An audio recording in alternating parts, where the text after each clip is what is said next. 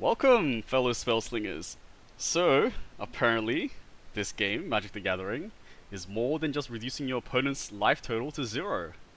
And what do you know? There's a comprehensive rules, an entire book about this.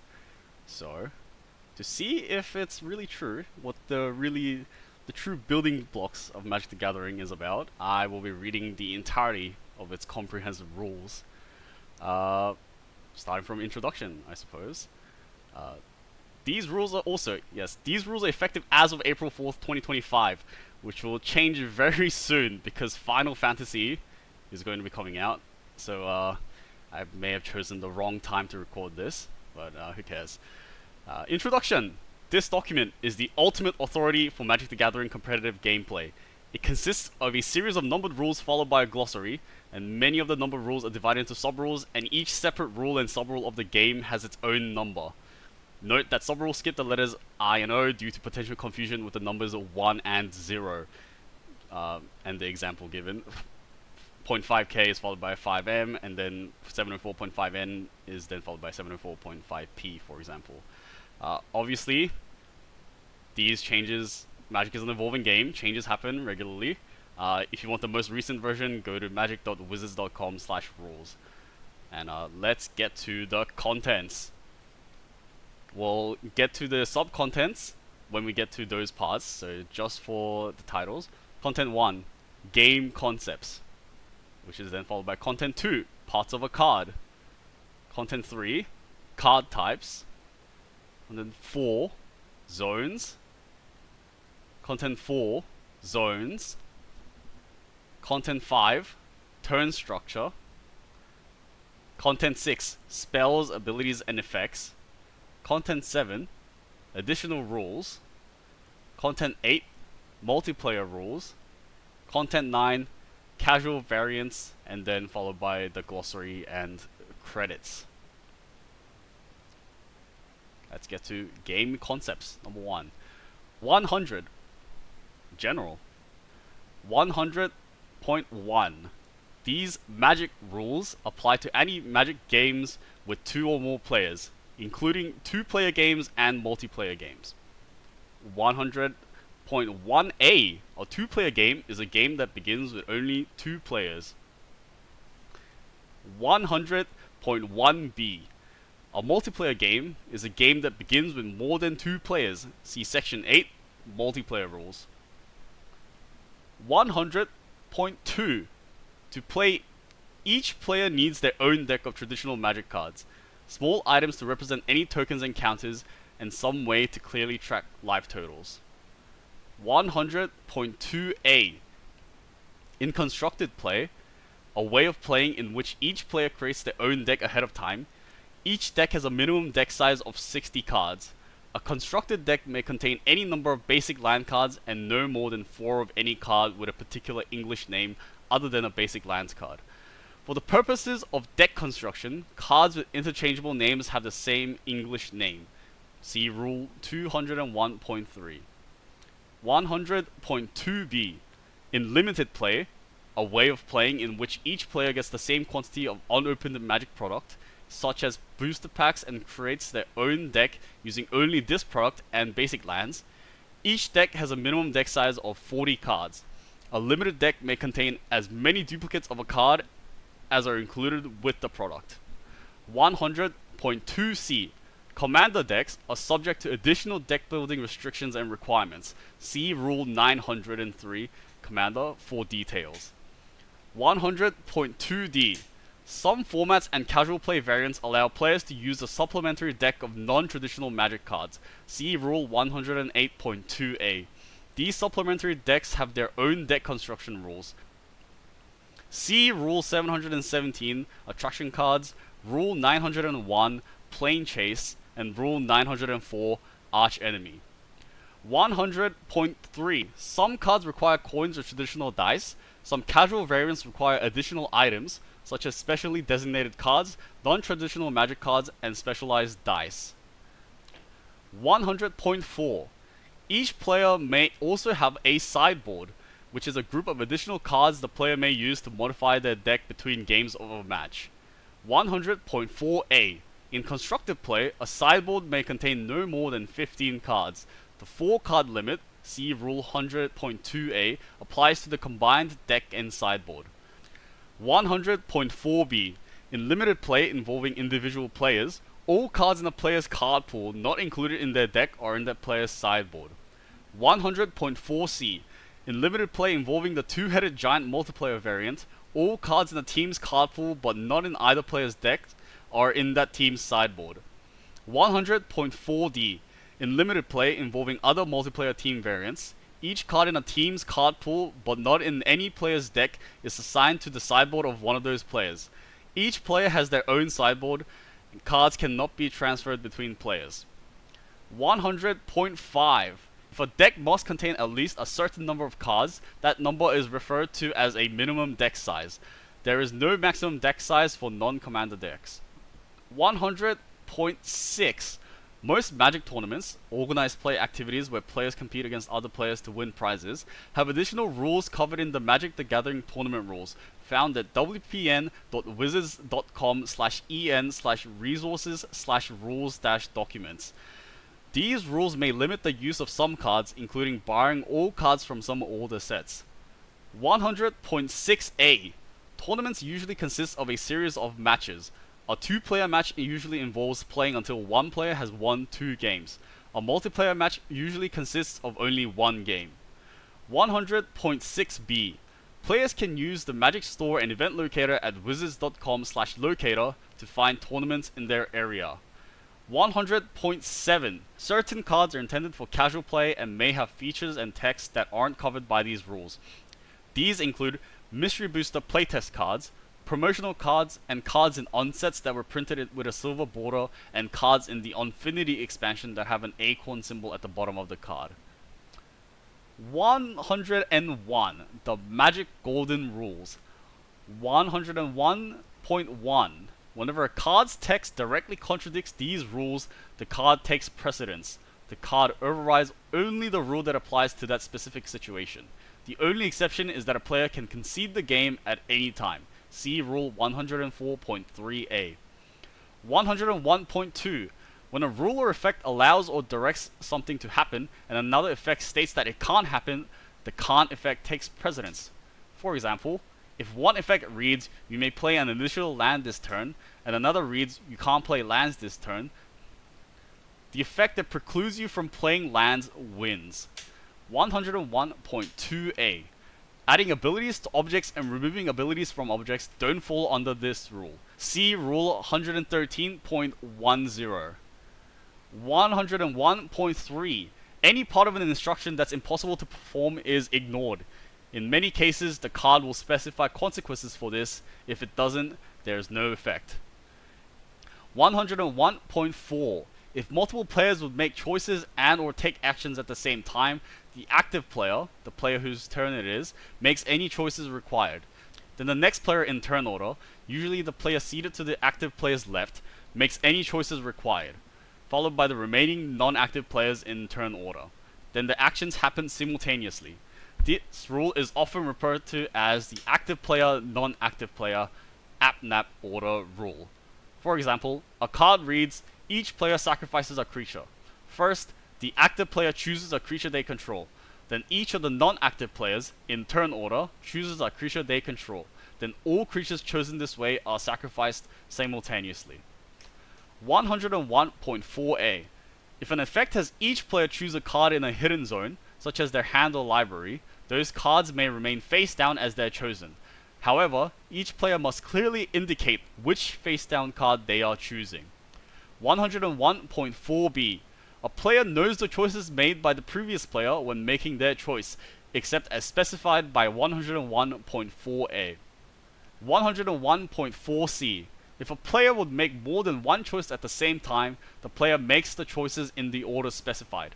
If no order is specified, the player chooses the order. 101.4d. If a choice made by a non-active player causes the active player, or a different non-active player earlier in the turn order, to have to make a choice, APNAP order is restarted for all outstanding choices. 101.4e. If multiple players would make choices or take actions while starting the game, the starting player is considered the active player, and each other player is considered a non-active player. 102. Players. 102.1. A player is one of the people in the game. The active player is the player whose turn it is. The other players are non-active players. 102.2. In a two-player game, a player's opponent is the other player. 102.3. In a multiplayer game between teams, a player's teammates are the other players on their team, and the player's opponent are all players not on their team. 102.4. A spell or ability may use the term your team as shorthand for you and or your teammates. In a game that isn't a multiplayer game between teams, your team means the same thing as you. 103. Starting the game. 103.1. At the start of a game, the players determine which one of them will choose who takes the first turn. In the first game of a match, including a single game match, the players may use any mutually agreeable method, flipping a coin, rolling dice, etc., to do so. In a match of several games, the loser of the previous game chooses who takes the first turn. If the previous game was a draw, the player who made the choice in that game makes the choice in this game. The player chosen to take the first turn is the starting player. The game's default turn order begins with the starting player and proceeds clockwise. 103.1a. In a game using the shared team turns option, there is a starting team rather than a starting player. 103.1b. In an arch-enemy game, these methods aren't used to determine who takes the first turn. Rather, the arch-enemy takes the first turn. 103.1c. One card, Power Play, states that its controller is the starting player. This effect applies after this determination has happened and supersedes these methods. 103.2. Some games require additional steps that are taken after the starting player has been determined. Perform the actions listed in 103.2a to e in order as applicable. 103.2a. If any players are using sideboards, see Rule 100.4, or cards being represented by substitute cards, see Rule 713, those cards are set aside. After this happens, each player's deck is considered their starting deck. 103.2b. If any players wish to reveal a card with a companion ability that they own from outside the game, they may do so. A player may reveal no more than one card this way, and they may do so only if their deck fulfills the conditions of that card's companion ability. The revealed card remains outside the game. See Rule 702.139, Companion. 103.2c. In a commander game, each player puts their commander from their deck face up into the command zone. See Rule 903.6. 103.2d. In a constructed game, each player playing with sticker sheets reveals all of their sticker sheets and chooses 3 of them at random. In a limited game, each player chooses up to 3 sticker sheets from among those in the sealed product they opened and reveals them. In either case, that player has access to only the stickers of the chosen sheets during the game, and those sticker sheets remain revealed. See Rule 123, Stickers. 103.2e. In a conspiracy draft game, each player puts any number of conspiracy cards from their sideboard into the command zone. See Rule 905.4. 103.3. After the starting player has been determined and any additional steps performed, each player shuffles their deck so that the cards are in a random order. Each player may then shuffle or cut their opponent's decks. The players' decks become their libraries. 103.3a. In a game using one or more supplementary decks or non-traditional cards, see Rule 100.2d, each supplementary deck's owner shuffles it so that the cards are in a random order. Each player may then shuffle or cut their opponent's supplementary decks. 103.4. Each player begins the game with a starting life total of 20. Some variant games have different starting life totals. 103.4a. In a two-headed giant game, each team's starting life total is 30. 103.4b. In a Vanguard game, each player's starting life total is 20 plus or minus the life modifier of their Vanguard card. 103.4c. In a Commander game, each player's starting life total is 40. 103.4d. In a two-player Brawl game, each player's starting life total is 25. In a multiplayer brawl game, each player's starting life total is 30. 103.4e. In an arch enemy game, the arch enemy's starting life total is 40. 103.5. Each player draws a number of cards equal to their starting hand size, which is normally 7. Some effects can modify a player's starting hand size. A player who's dissatisfied with their initial hand may take a mulligan. First, the starting player decides whether they will take a mulligan, then each other player in turn order does the same. Once each player has made a declaration, all players who decided to take mulligans do so at the same time. To take a mulligan, a player shuffles the cards in their hand back into their library, draws a new hand of cards equal to their starting hand size, then puts a number of those cards equal to the number of times that player has taken a mulligan on the bottom of their library in any order. Once a player chooses not to take a mulligan, the remaining cards become that player's opening hand, and that player may not take any further mulligans. This process is then repeated until no player takes a mulligan. A player can take mulligans until their opening hand will be 0 cards, after which they may not take further mulligans. 103.5a. In a Vanguard game, each player's starting hand is 7 plus or minus the hand modifier of their Vanguard card. 103.5b. If an effect allows a player to perform an action anytime that player could mulligan, the player may perform that action at a time they would declare whether they will take a mulligan. This need not be in the first round of mulligans. Other players may have already made their mulligan declarations by the time the player has the option to perform this action. If the player performs the action, then they declare whether they will take a mulligan. 103.5c. In a multiplayer game and in any brawl game, the first mulligan a player takes doesn't count towards the number of cards that player will put on the bottom of their library or the number of mulligans that player may take. Subsequent mulligans are counted towards these numbers as normal.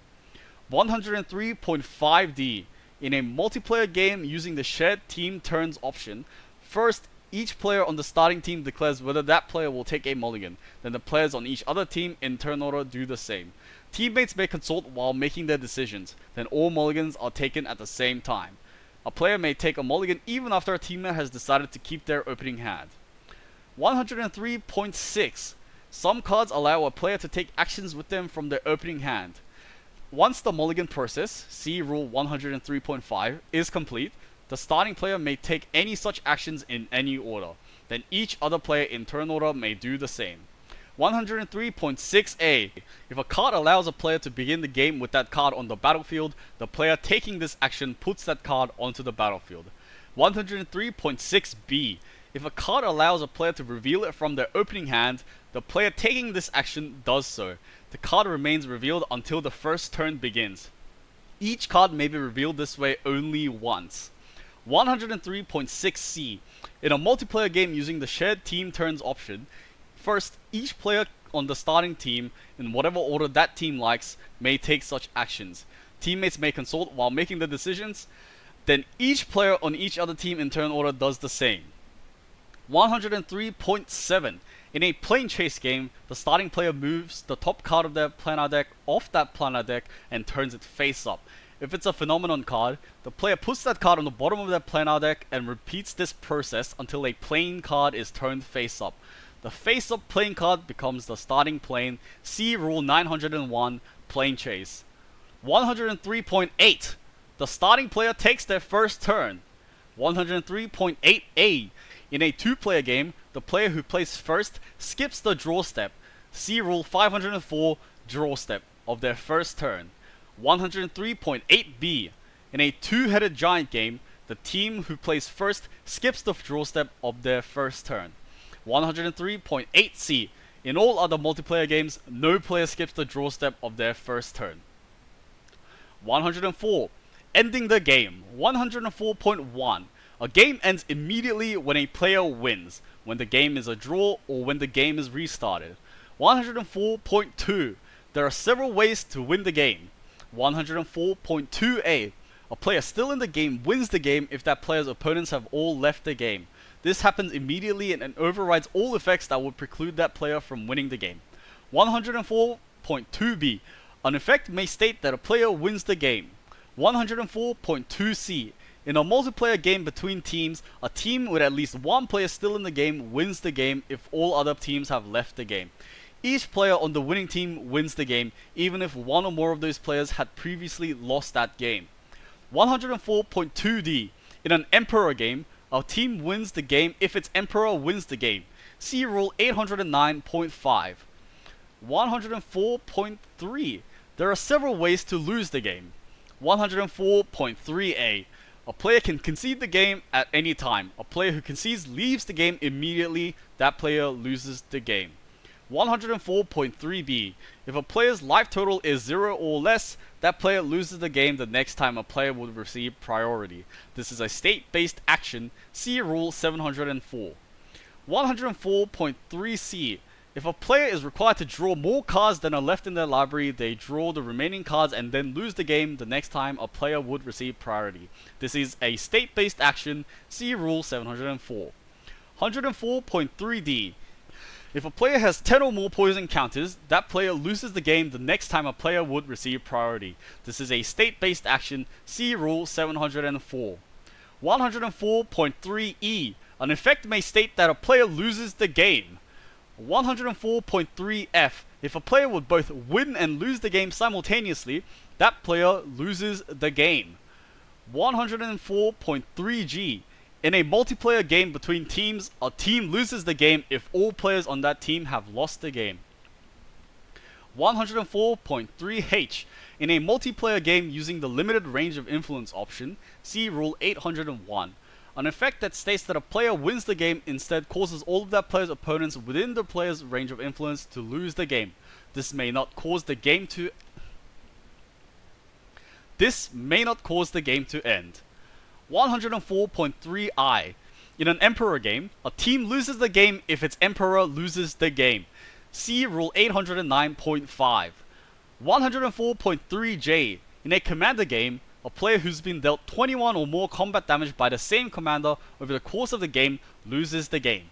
This is a state-based action. See Rule 704. See also Rule 903.10. 104.3k. In a tournament, a player may lose the game as a result of a penalty given by a judge. See Rule 100.6. 104.4. There are several ways for the game to be a draw. 104.4a. If all the players remaining in a game lose simultaneously, the game is a draw. 104.4b. If a game that's not using the limited range of influence option, including a two-player game, somehow enters a loop of mandatory actions, repeating a sequence of events with no way to stop, the game ends in a draw. Loops that contain an optional action don't result in a draw. 104.4c. An effect may state that the game is a draw. 104.4d.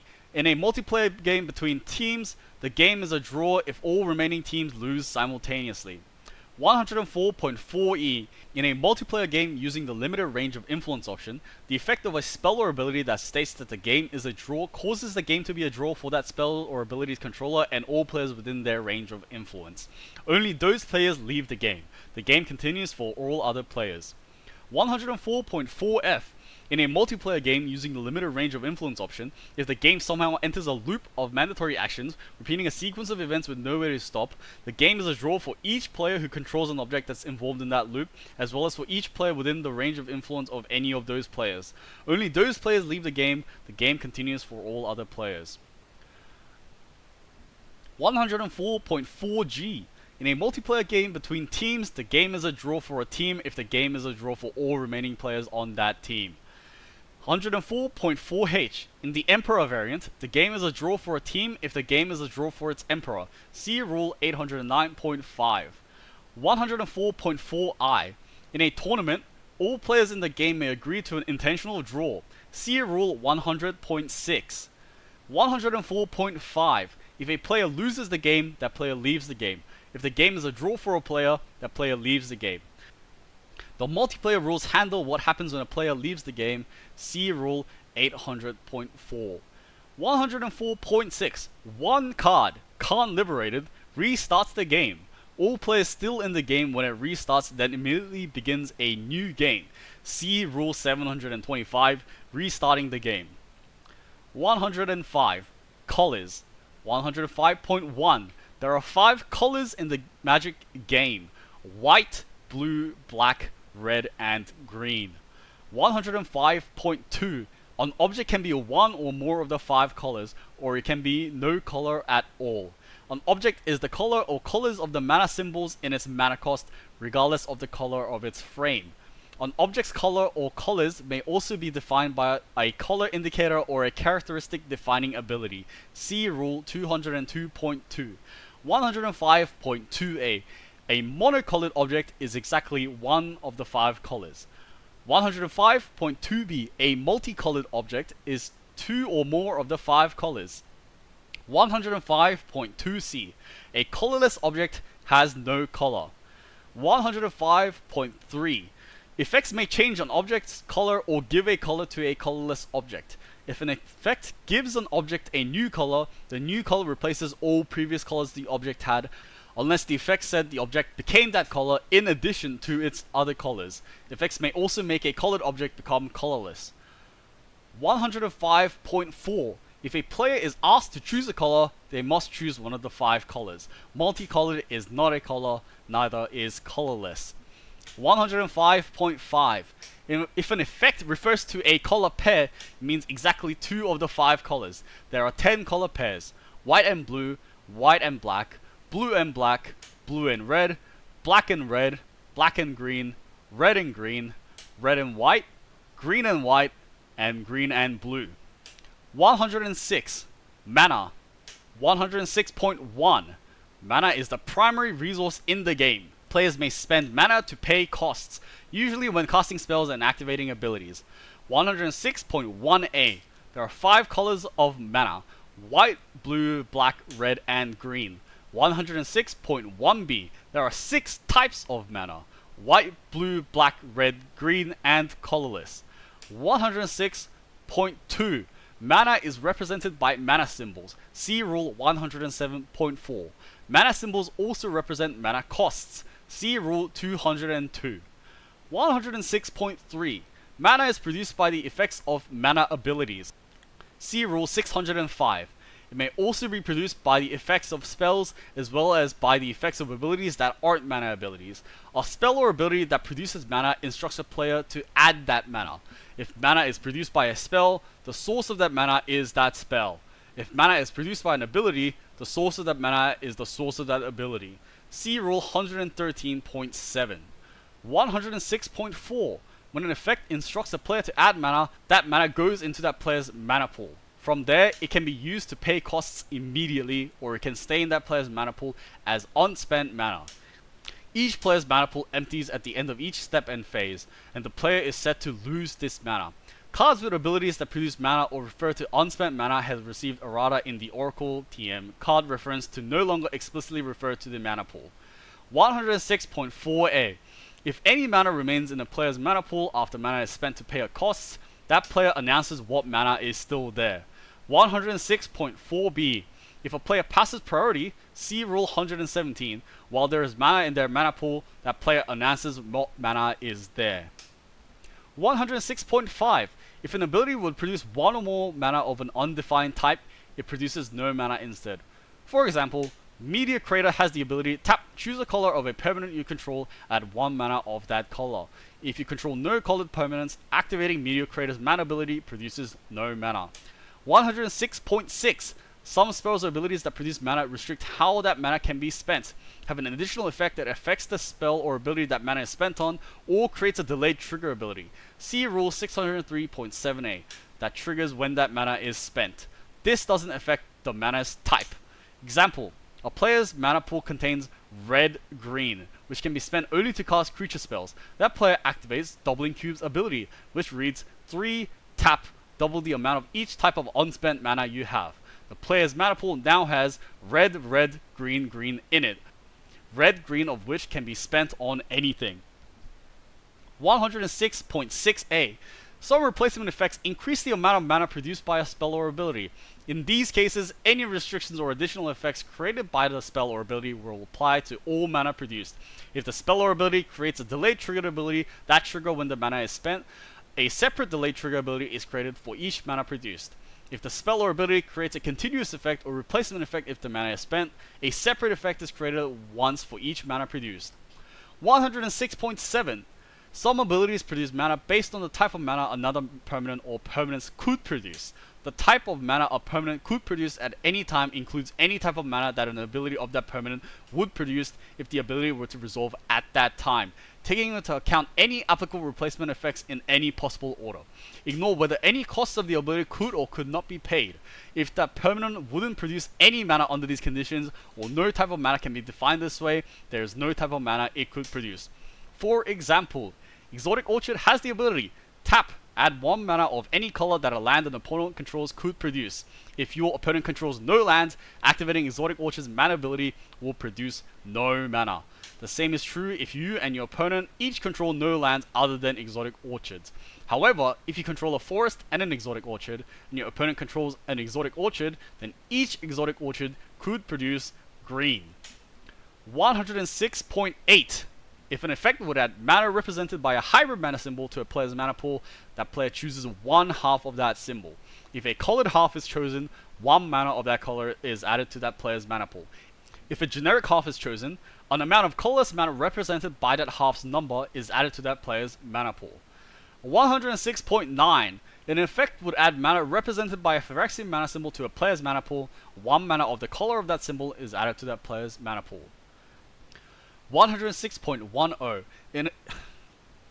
106.10. If an effect would add mana represented by a generic mana symbol to a player's mana pool, that much colorless mana is added to that player's mana pool. 106.11. If an effect would add mana represented by 1 or more snow mana symbols to a player's mana pool, much colorless mana is added to that player's mana pool. 106.12. To tap a permanent for mana is to activate a mana ability of that permanent that includes the tap symbol in its activation cost. See Rule 605 Mana Abilities. 106.12a. An ability that triggers whenever a permanent is tapped for mana, or is tapped for mana of a specific type, triggers whenever such a mana ability resolves and produces mana of the specified type of mana. 106.12b. Replacement effect that applies if a permanent is tapped for mana, or tapped for mana of a specific type and or amount, modifies the mana production event while such an ability is resolving and producing mana or the specified type and or amount of mana. 106.13. One card, Drain Power, causes one player to lose unspent mana and another to add the mana lost this way. Note that these may be the same player. This empties the former player's mana pool and causes the mana emptied this way to be put into the latter player's mana pool. Which permanents, spells, and or abilities produce that mana are unchanged, as are any restrictions or additional effects associated with any of that mana. 107. Numbers and Symbols. 107.1. The only numbers the Magic game uses are integers. 107.1a. You can't choose a fractional number, deal fractional damage, gain fractional life, and so on. If a spell or ability could generate a fractional number, the spell or ability will tell you whether to round up or down. 107.1b. Most of the time, the Magic game uses only positive numbers and 0. You can't choose a negative number, deal negative damage, gain negative life, and so on. However, it's possible for a game value, such as a creature's power, to be less than 0. If a calculation or comparison needs to use a negative value, it does so. If a calculation that would determine the result of an effect yields a negative number, 0 is used instead. Unless that effect doubles or sets to a specific value a player's life total or the power and or toughness of a creature or creature card. Example, a 3/4 creature gets -5/-0. It's a -2/4 creature. It doesn't assign damage in combat. Its total power and toughness is 2, giving it +3/+0 would raise its power to 1. Example, Viridian Joiner is a 1/2 creature with the ability tap at an amount of green equal to this creature's power. An effect gives it -2/-0, then its ability is activated. The ability adds no mana to your mana pool. Another example, Chameleon Colossus is a 4/4 creature with the ability 2 green. This creature gets +X/+X until end of turn, where X is its power. An effect gives us -6/-0, then its ability is activated. it remains a -2, -4 creature. It doesn't become a -4, -2. 107.1c. If a rule or ability instructs a player to choose any number, the player may choose any positive number or 0. 107.2. If anything needs to use a number that can't be determined either as a result or in a calculation, it uses 0 instead. 107.3. Many objects use the letter X as a placeholder for a number that needs to be determined. Some objects have abilities that define the value of X, the rest let their controller choose the value of X. 107.3a. If a spell or activated ability has a mana cost, alternative cost, additional cost, and or activation cost with an X, -X, or X in it, and the value of X isn't defined by the text of that spell or ability, the controller of that spell or ability chooses and announces the value of X as part of casting the spell or activating the ability. See Rule 601, Casting Spells. While a spell is on the stack, any X in its mana cost or in any alternative cost or additional cost it has equals the announced value. While an activated ability is on the stack, any X in its activation cost equals to the announced value. 107.3b. If a player is casting a spell that has an X in its mana cost, the value of X isn't defined by the text of that spell, and an effect that lets that player cast that spell while paying neither its mana cost nor an alternative cost that includes X, then the only legal choice for X is 0. This doesn't apply to an effect that only reduces a cost, even if they reduce it to 0. See Rule 601, Casting Spells. 107.3c. If a spell or activated ability has an X, -X, or X in its cost and or its text, and the value of X is defined by the text of that spell or ability, then that's the value of X while that spell or ability is on the stack. The controller of that spell or ability doesn't get to choose the value. Note that the value of X may change while that spell or ability is on the stack. 107.3d. If a cost associated with a special action, such as a suspend cost or a morph cost, has an X or an X in it, the value of X is chosen by the player taking the special action immediately before they pay that cost. 107.3e. If a spell or ability refers to the X or X in the mana cost, alternative cost, additional cost, or activation cost of another object, any X in that spell or ability's text uses the value of X chosen or defined for the other object. 107.3f. Sometimes, X appears in the text of a spell or ability, but not in a mana cost, alternative cost, or additional cost, or activation cost. If the value of X isn't defined, the controller of the spell or ability chooses the value of X at the appropriate time, either as it's put on the stack or as it resolves. 107.3g. If a card in any zone other than the stack has an X in its mana cost, the value of X is treated as 0, even if the value of X is defined somewhere within its text. 107.3h. If an effect instructs a player to pay an object's mana cost that includes X, the value of X is treated as 0 unless the object is a spell on the stack. In that case, the value of X is the value chosen or determined for it as the spell was cast. 107.3i. Normally, all instances of X on an object have the same value at any given time. 107.3j. If an object gains an ability, the value of X within that ability is the value defined by that ability, or 0 if that ability doesn't define a value of X. This is an exception to Rule 107.3i. This may occur with ability adding effects, text changing effects, or copy effects. 107.3k. If an object's activated ability has an X, -X, or X in its activation cost, the value of X for that ability is independent of any other values of X chosen for that object or for other instances of abilities of that object. This is an exception to Rule 107.3i. 107.3m. If an object enters the battlefield triggered ability or replacement effect refers to X, and the spell that became that object as it resolved had a value of X chosen for any of its costs, the value of X for that ability is the same as the value of X for that spell, although the value of X for that permanent is 0. This is an exception to Rule 107.3i. 107.3n. If a delayed triggered ability created by resolving a spell If a delayed triggered ability created by a resolving spell or ability refers to X, X is not defined in the text of a triggered ability, and the spell or ability that created had the value of X chosen for any of its costs, the value of X for that triggered ability is the same as the value of X for the spell or for the spell of a. That's a mistake, isn't it? It's the same as the value of X for the spell or ability that created it? if a delay triggered ability created by a resolving spell or ability refers to X, X is not defined in the text of that triggered ability, and the spell or ability that created it had a value of X chosen for any of its costs, the value of X for the triggered ability is the same as the value of X for the spell or ability that created it. Okay. I'll report that later. 107.3p. Some objects use the letter Y in addition to the letter X. Y follows the same rules as X.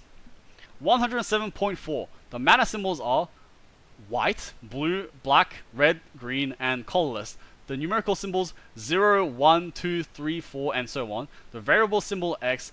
The hybrid symbols white, blue, white, black, blue, red, black, green, red, white, and green, blue. The monocolored hybrid symbols 2 white, 2 blue, 2 black, 2 red, 2 green, 2 colorless white, colorless blue, colorless black, colorless red, and colorless green. The Phyrexian mana symbols white Phyrexian, blue Phyrexian, black Phyrexian, red Phyrexian, and green Phyrexian. The hybrid Phyrexian symbols white blue Phyrexian, white black Phyrexian, blue black Phyrexian, blue red Phyrexian, black red Phyrexian, black green Phyrexian, red green Phyrexian, red white Phyrexian, green white Phyrexian, and green blue Phyrexian, and the snow mana symbol snow. 107.4a. There are 5 primary colored mana symbols. White is white, blue is blue, black is black, red is red, and green is green. These symbols are used to represent colored mana and also to represent colored mana in costs. Colored mana in cost can be played only with the appropriate color of mana. See Rule 202, Mana Cost and Color. 107.4b. Numerical symbols, such as 1, and variable symbols, such as X, represent generic mana in costs. Generic mana in costs can be paid with any type of mana. For more information about X, see Rule 107.3.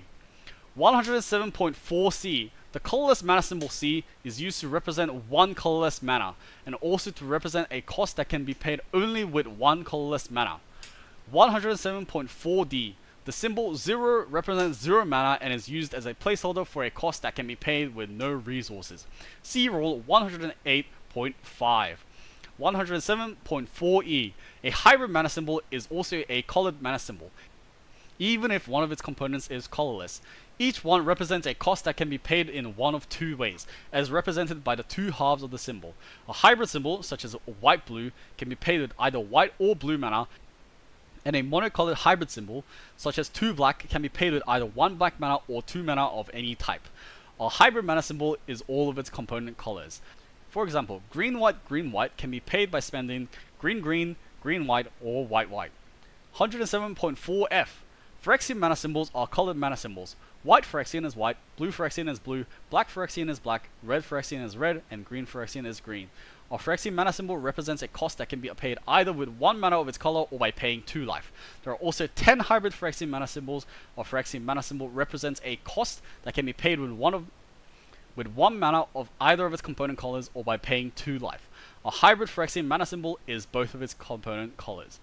White Phyrexian can be paid by spending white, by spending a white and paying 2 life, or by paying 4 life. 107.4g. In rules text, the Phyrexian symbol Phi with no colored background means any of the 15 Phyrexian mana symbols. 107.4h. When used in a cost, the snow symbol S represents a cost that can be paid with 107.4h. When used in a cost, the snow mana symbol snow represents a cost that can be paid with 1 mana of any type produced by a snow source. See Rule 106.3.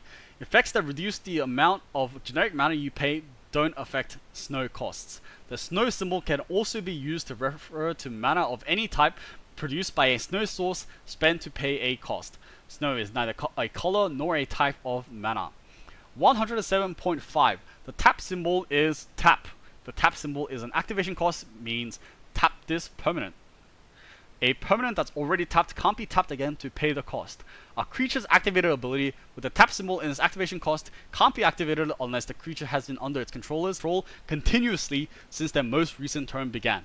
See Rule 302.6. 107.6. The untap symbol is untap. The untap symbol in an activation cost means untap this permanent. A permanent that's already untapped can't be untapped again to pay the cost. A creature's activated ability with an untapped cost in its activation cost can't be activated unless the creature has been under its controller's control continuously since their most recent turn began. See Rule 302.6. 107.7. Each activated ability of a Planeswalker has a loyalty symbol in its cost. Positive loyalty symbols point upwards and features a plus sign followed by a number. Negative loyalty symbols point downwards and features a minus sign followed by a number or an X. Neutral loyalty symbols don't point in any either direction and feature a 0. Plus N means put N loyalty counters on this permanent. Minus N means remove N loyalty counters from this permanent. And 0 means put 0 loyalty counters on this permanent. Loyalty symbols may also appear in abilities that modify loyalty costs.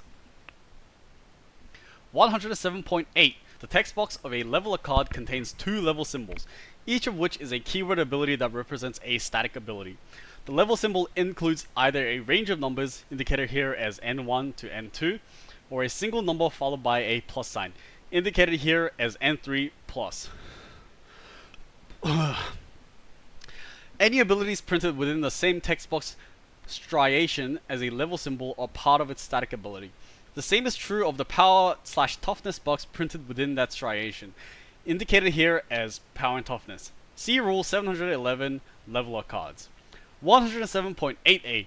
Level N1 to N2 abilities power and toughness means as long as this creature has at least N1 level counters on it, but no more than N2 level counters on it, it has base power and toughness PT and has abilities. 107.8b. Level N3 plus abilities power and toughness means as long as this creature has N3 or more level counters on it, it has base power and toughness, and has abilities. 107.9. A tombstone icon appears to the left of the names of many Odyssey trademark block cards with abilities that are relevant in a player's graveyard. The purposes of the icon is to make those cards stand out when they're in a graveyard. This icon has no effect on gameplay. 107.10. A type icon appears in the upper left corner of each card from the Future Sight trademark set printed with an alternate time-shifted frame. If the card has a single card type, this icon indicates what it is. Claw marks for a creature, a flame for sorcery, a lightning bolt for instant, a sunrise for enchantment, a chalice for artifact, and a player mountain peaks for land. If the card has multiple card types, that's indicated by a black and white cross. This icon has no effect on gameplay. 107.11. The Planeswalker symbol is Planeswalker. It appears on one face of the planar die used in the Planechase casual variant. It has 5 tines at the top and tapers to a point at the bottom. See Rule 901, Planechase. 107.12. The Chaos symbol is Chaos. It appears on one face of the planar die used in the Planechase casual variant, as well as in abilities that refer to the result of rolling the planar die. It looks like a swirling vortex. See Rule 901, Planechase. 107.13. A color indicator is a circular symbol that appears to the left of the type line on some cards. The color of the symbol defines the card's color or colors. See Rule 202, Mana Cost and Color. 107.14. The energy symbol is energy. It represents one energy counter. To pay energy, a player removes one energy counter from themselves. 107.15. The text box of a Saga card contains chapter symbols, each of which is a keyword ability that represents a triggered ability. A chapter symbol includes a Roman numeral, indicated here as Roman numeral. The text printed in the text box striation to the right of a chapter symbol is the effect of the triggered ability it represents. See Rule 714, Saga cards. 104.15a. Roman numeral effect means when one or more lore counters are put onto this saga, if the number of lore counters on it was less than n and became at least n, effect. 107.15b. Roman numeral 1, Roman numeral 2 effect is the same as Roman numeral 1 effect and Roman numeral 2 effect. 107.16. The text box of a class card contains class level bars, each of which is a keyword ability that represents both an activated ability and a static ability. A class level bar includes the activation cost of its activated ability and a level number. Any abilities printed within the same text box section as the class level bar or part of its static ability. See Rule 716, Class Cards. 107.16a. Cost, level, and abilities means cost. This card's level becomes N. Activate only if this class is level N-1 and only as a sorcery. And as long as this class is level N or greater, it has abilities. 107.17. The ticket symbol is ticket. It represents one ticket counter. 107.17a. A ticket symbol with a number inside it represents a ticket cost. To pay that cost, a player removes that many ticket counters from themselves. 107.18. The paw print symbol is paw print. This symbol is used to indicate the modes on some modal spells and does not represent a cost, mana, counters, or any type of persistent resources. See Rule 700.2i. 108. Cards. 108.1. Use the Oracle card reference when determining a card's wording. A card's Oracle text can be found using the Gatherer card database at gatherer.wizards.com. Honestly, everyone just uses scryfall.com, but we'll give it to them. 108.2. When a rule or text on a card refers to a card, it means only a magic card or an object represented by a magic card. 108.2a. Most magic games use only traditional magic cards, which measures approximately 2.5 inches, 6.3 centimeters, and 3.5 inches, 8.8 centimeters. Traditional magic cards are included in players' decks. Certain formats also use non-traditional magic cards. Non-traditional magic cards are not included in players' decks. They may be used in supplementary decks. Additionally, they may be oversized, have different card backs, or both. 108.2b. Tokens aren't considered cards. Even a card-sized game supplement that represents a token isn't considered a card for rules purposes.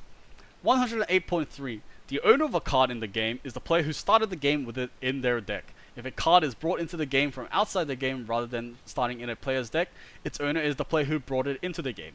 If a card starts the game in the command zone, its owner is the player who put it into the command zone to start the game. Legal ownership of a card in the game is relevant to the game rule, except for the rules for ante. See Rule 704. 108.3a. In a plane chase game using the single planar deck option, the planar controller is considered to be the owner of all cards in the planar deck. See Rule 901.6. 108.3b. Some spells and abilities allow a player to take cards they own from outside the game and bring them into the game. See Rule 400.11b. If a card outside the game is involved in a magic game, its owner is determined as described in Rule 108.3. If a card outside the game is in the sideboard of a magic game, see Rule 100.4, its owner is considered to be the player who started the game with it in their sideboard. In all other cases, the owner of a card outside the game is its legal owner. 108.4. A card doesn't have a controller unless that card represents a permanent or spell. In those cases, its controller is determined by the rules for permanents or spells. See Rule 110.2 and 112.2. 108.4a. If anything asks for the controller of a card that doesn't have one, because it's not a permanent or spell, use its owner instead. 108.5. Non-traditional magic cards can't start the game in any zone other than the command zone. See Rule 408. If an effect would bring a non-traditional magic card other than a dungeon card, see Rule 309, Dungeons, into the game from outside the game, it doesn't. That card remains outside the game. 108.6. For more information about cards, see Section 2, Parts of a Card. 109. Objects. 109.1. An object is an ability on the stack, a card, a copy of a card, a token, a spell, a permanent, or an emblem. 109.2. If a spell or ability uses a description of an object that includes a card type or subtype, but doesn't refer to a specific zone or include the word card, spell, source, or scheme, it means a permanent of that card type or subtype on the battlefield. 109.2a. If a spell or ability uses a description of an object that includes the word card and the name of a zone, it means a card matching that description in the stated zone. 109.2b. If a spell or ability uses a description of an object that includes the word spell, it means a spell matching that description on the stack. 109.2c. If a spell or ability uses a description of an object that includes the word source, it means any source matching that description. A source of an ability, of damage, or of mana in any zone. See Rule 113.7 and 609.7. 109.2d. If an ability of a scheme card includes the text "this scheme," it means a scheme card in the command zone on which that ability is printed. 109.3. An object's characteristics are name, mana cost, color, color indicator, card type, subtype, supertype, rules text, abilities, power, toughness, loyalty, defense, hand modifier, and a life modifier. Objects can have some or all of these characteristics. Any other information about an object isn't a characteristic. For example, characteristics don't include whether a permanent is tapped, a spell's target, an object's owner or controller, what an aura enchants, and so on. 109.4. Only objects on the stack or on the battlefield have a controller. Objects that are neither on the stack nor on the battlefield aren't controlled by any player. See Rule 108.4. There are 6 exceptions to this rule. 109.4a. The controller of a mana ability is determined as though it were on the stack. See Rule 605, Mana Abilities. 109.4b. A triggered ability that has triggered but is waiting to be placed on the stack is controlled by the player who controlled its source at the time it triggered, unless it's a delayed triggered ability. To determine the controller of a delayed triggered ability, see Rule 603.7d to f. See also Rule 603, Handling Triggered Abilities. 109.4c. An emblem is controlled by the player who puts it into the command zone. See Rule 114, Emblems. 109.4d. In a plane chase game, a face-up plane or phenomenon card is controlled by the player designated as the planar controller. This is usually the active player. See Rule 901.6. 109.4e. In a Vanguard game, each Vanguard card is controlled by its owner. See Rule 902.6. 109.4f. In an Arch Enemy game, each scheme card is controlled by its owner. See Rule 904.7. 109.4g. In a conspiracy draft game, each conspiracy card is controlled by its owner. See Rule 905.5. 109.5. The words "you" and "your" on an object refers to the object's controller. Its would-be controller if a player is attempting to play, cast, or activate it, or its owner if it has no controller. For a static ability, this is the current controller of the object it's on. For an activated ability, this is the player who activated the ability. For a triggered ability, this is the controller of the object when the ability triggered, unless it's a delayed triggered ability. To determine the controller of a delayed triggered ability, see Rule 603.7d to f. 110. Permanence. 110.1. A permanent is a card or token on the battlefield. A permanent remains on the battlefield indefinitely. A card or token becomes a permanent as it enters the battlefield, and it stops being a permanent as it's moved to another zone by an effect or rule. 110.2. A permanent's owner is the same as the owner of the card that represents it, unless it's a token. See Rule 111.2. A permanent's controller is, by default, the player under whose control it entered the battlefield. Every permanent has a controller. 110.2a. If an effect instructs a player to put an object onto the battlefield, that object enters the battlefield under that player's control unless the effect states otherwise. 110.2b. If an effect causes a player to gain control of another player's permanent spell, the first player controls the permanent the spell becomes, but the permanent's controller by default is the player who puts that spell onto the stack. This distinction is relevant in multiplayer games. See Rule 804c. 110.3. A non-token permanent's characteristics are the same as those printed on this card, as modified by any continuous effects. See Rule 613, Interaction of Continuous Effects. 110.4. There are 6 permanent types: Artifact, Battle, Creature, Enchantment, Land, and Planeswalker. Instant and sorcery cards can't enter the battlefield and thus can't be permanents. Some kindred cards can enter the battlefield and some can't, depending on their card types. See Section 3, Card Types. 110.4a. The term permanent card is used to refer to a card that could be put onto the battlefield. Specifically, it means an artifact, battle, creature, enchantment, land, or planeswalker card.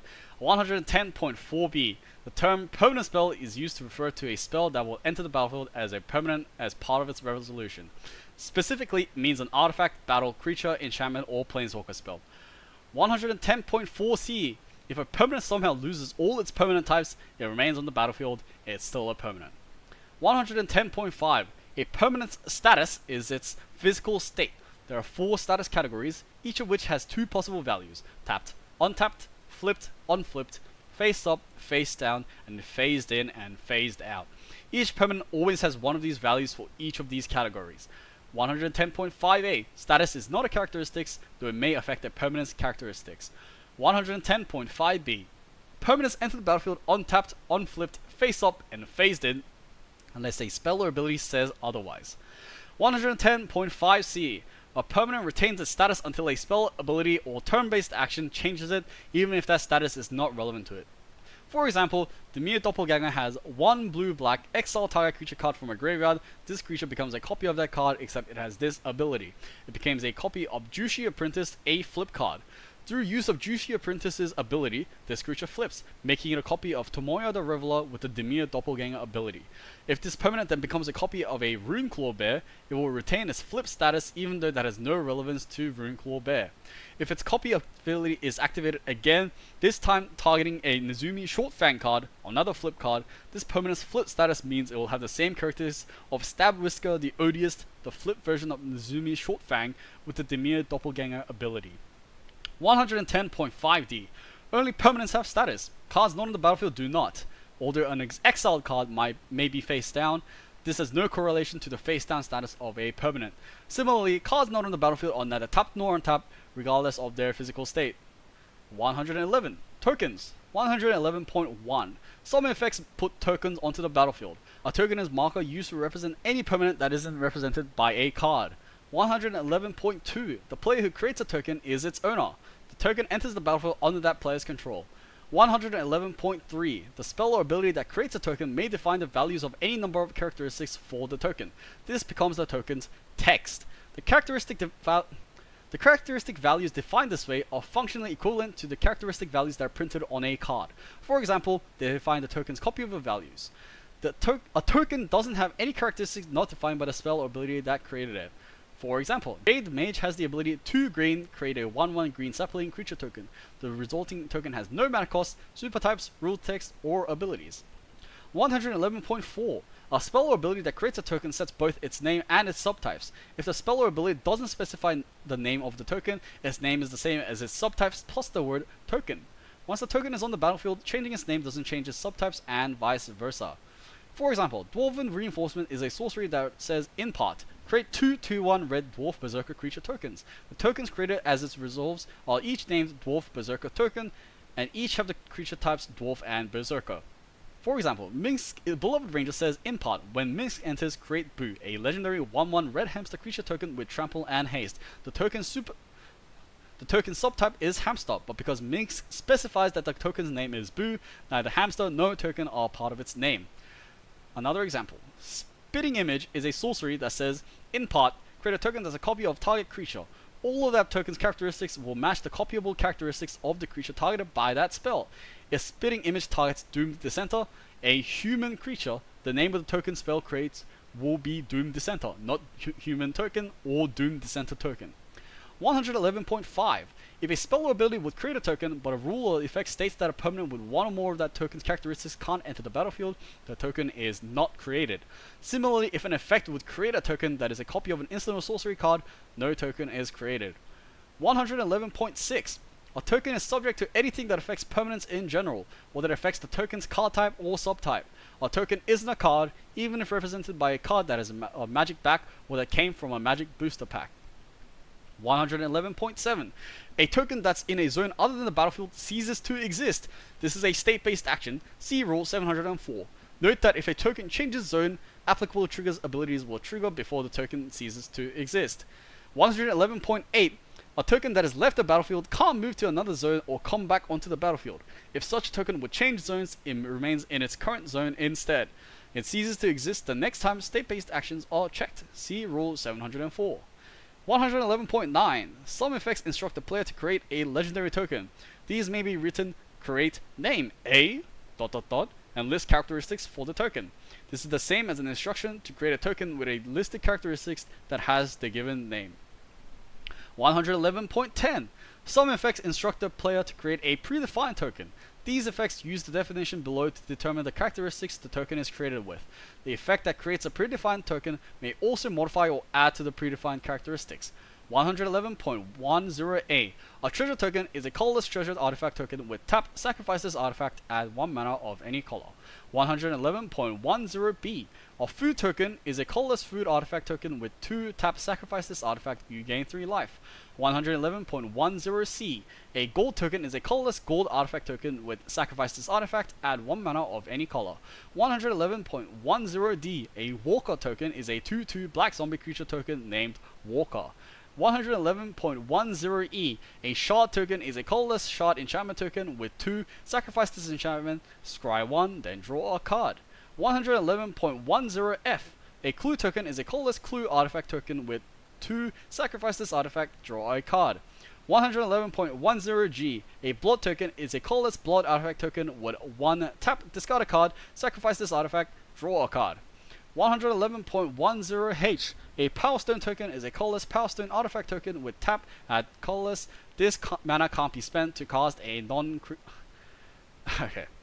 This mana can't be spent to cast a non-artifact spell. 111.10i. An Incubator token is a transforming double face token. Its front face is a colorless Incubator artifact with 2 transform this artifact. Its back face is a 0/0 colorless Phyrexian artifact creature named Phyrexian token. 111.10j. A Curse Roll token is a colorless Aura Roll enchantment token named Curse with enchant creature and enchanted creature has base power and toughness 1/1. Enchant creature has base power and toughness 1/1. 111.10k. A Monster Roll token is a colorless Aura Roll enchantment token named Monster with enchant creature and enchanted creature gets a +1/+1 and has trample. 111.10m. A Royal Roll token is a colorless Aura Roll enchantment token named Royal with enchant creature and enchanted creature gets +1/+1 and has ward 1. 111.10n. A Sorcerer Roll token is a colorless Aura Roll enchantment token named Sorcerer with enchant creature and enchanted creature gets +1/+1 and has whenever this creature attacks, scry 1. Okay, let me take a drink.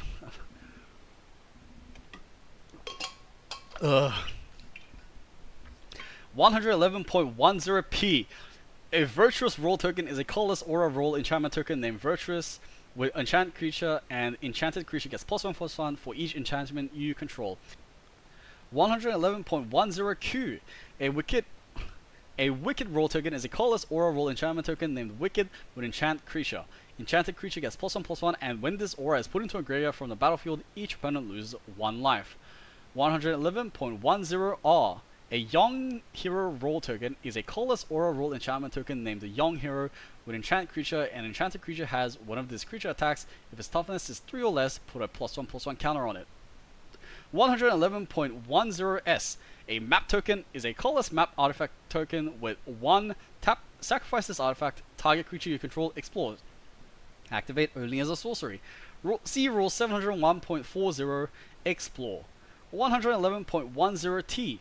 A Junk token is a colorless Junk artifact token with tap, sacrifice this artifact, exile the top card of your library, you may play that card this turn, activate only as a sorcery. 111.11. If an effect instructs a player to create a token by name, doesn't define any other characteristics for that token, and the name is not one of the types in the list of predefined tokens above, that player uses the card with that name in the Oracle card reference to determine the characteristics of that token. For example, Disa the Restless has the ability, whenever 1 or more creatures you control deal combat damage to a player, create a Tarmogoyf token. As that ability resolves, its controller creates a token with the same characteristics as the card named Tarmogoyf, as determined by the Oracle card reference. 111.12. If an effect instructs a player to create a token that is a copy of a non-existent object, no token is created. See Rule 707 Copying Objects. This does not apply to an effect that would use the last known information of an object. Example. Big Fat has a triggered ability whose effect gives you the option to exile a card, and an activated ability that says create a token that's a copy of the card, exile with this artifact. It gains haste, exile at the beginning of the next end step. If no card has been exiled with Mimic Fat's triggered ability, no token is created. 111.13. A copy of a permanent spell becomes a token as it resolves. The token has the characteristics of the spell that became that token. The token is not created for the purposes of any replacement effects or triggered abilities that refer to creating a token.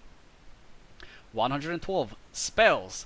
112.1. A spell is a card on the stack. As the first step of being cast, See Rule 601, casting spells. The card becomes a spell and is moved to the top of the stack from the zone it was in, which is usually its owner's hand. See Rule 405, stack. A spell remains on the stack as a spell until it resolves. See Rule 608, resolving spells and abilities. Is counted, see Rule 701.5, or otherwise leaves the stack. For more information, see Section 6, Spells, Abilities, and Effects. 112.1a. A copy of a spell is also a spell, even if it has no card associated with it. See Rule 707.10. 112.1b. Some effects allow a player to cast a copy of a card. If the player does, that copy is a spell as well. See Rule 707.12. 112.2. A spell's owner is the same as the owner of the card that represents it, unless it's a copy. In that case, the owner of the spell is the player under whose control it was put on the stack. A spell's controller is, by default, the player who put it on the stack. Every spell has a controller. 112.2a. Some effects instruct the player to create a copy of a card and say they may cast it. In that case, the owner of that copy is the player who is instructed to create it and given permission to cast it. 112.3. A non-copy of a spell's characteristics are the same as those printed on its card, as modified by any continuous effects. See Rule 613, Interaction of Continuous Effects. 112.4. If an effect of a resolving spell or ability changes any characteristics of a permanent spell, the effect continues to apply to the permanent when the spell resolves. See Rule 400.7. For example, if an effect changes a black creature spell to white, the creature is white when it enters the battlefield and remains white for the duration of the effect changing its color.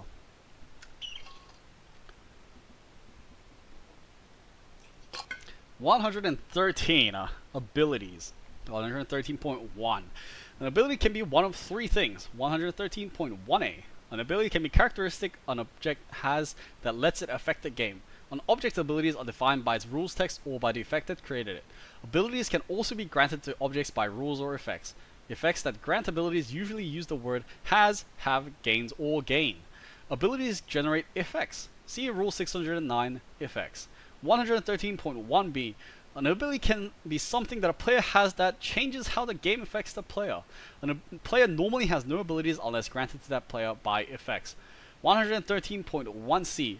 An ability can be an activated or triggered ability on the stack. This kind of ability is an object. See Section 6, Spells, Abilities, and Effects. 113.2. Abilities can affect the object they're on. They can also affect other objects and or players. 113.2a.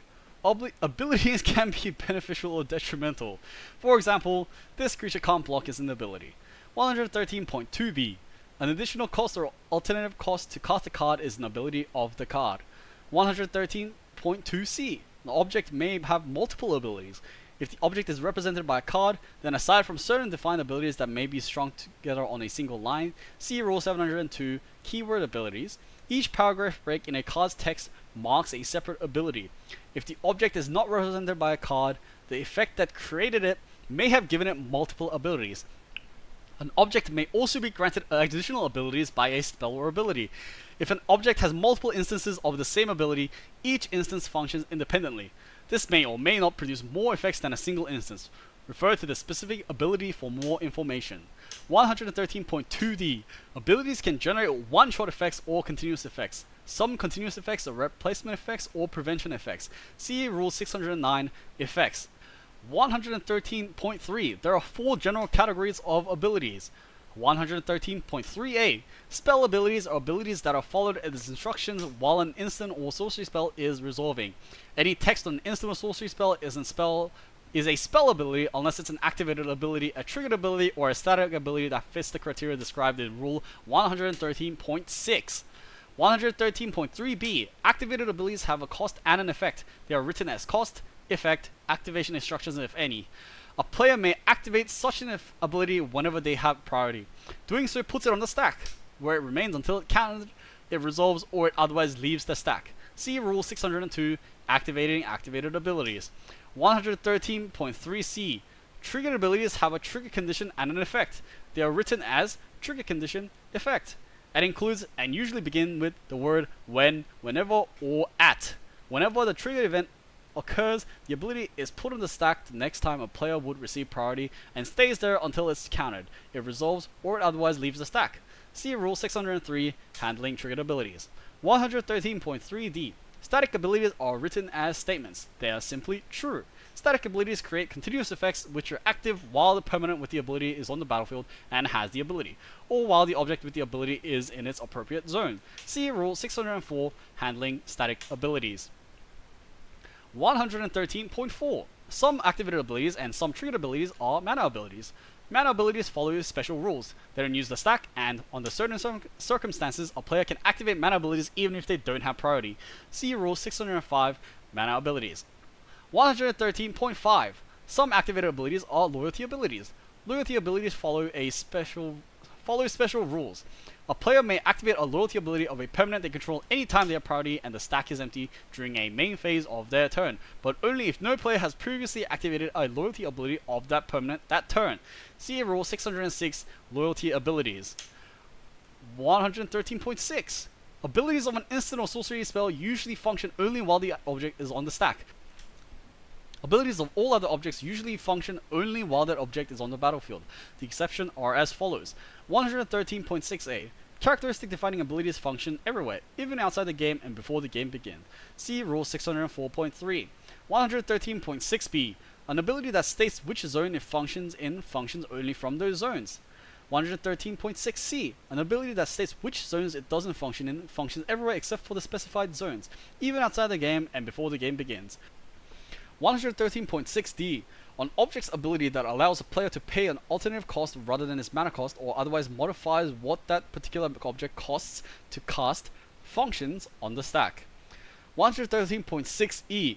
An object's ability that restricts or modifies how that particular object can be played or cast, functions in any zone from which it could be played or cast and also on the stack. An object's ability that grants it another ability that restricts or modifies how that particular object can be played or cast, functions only on the stack. 113.6f.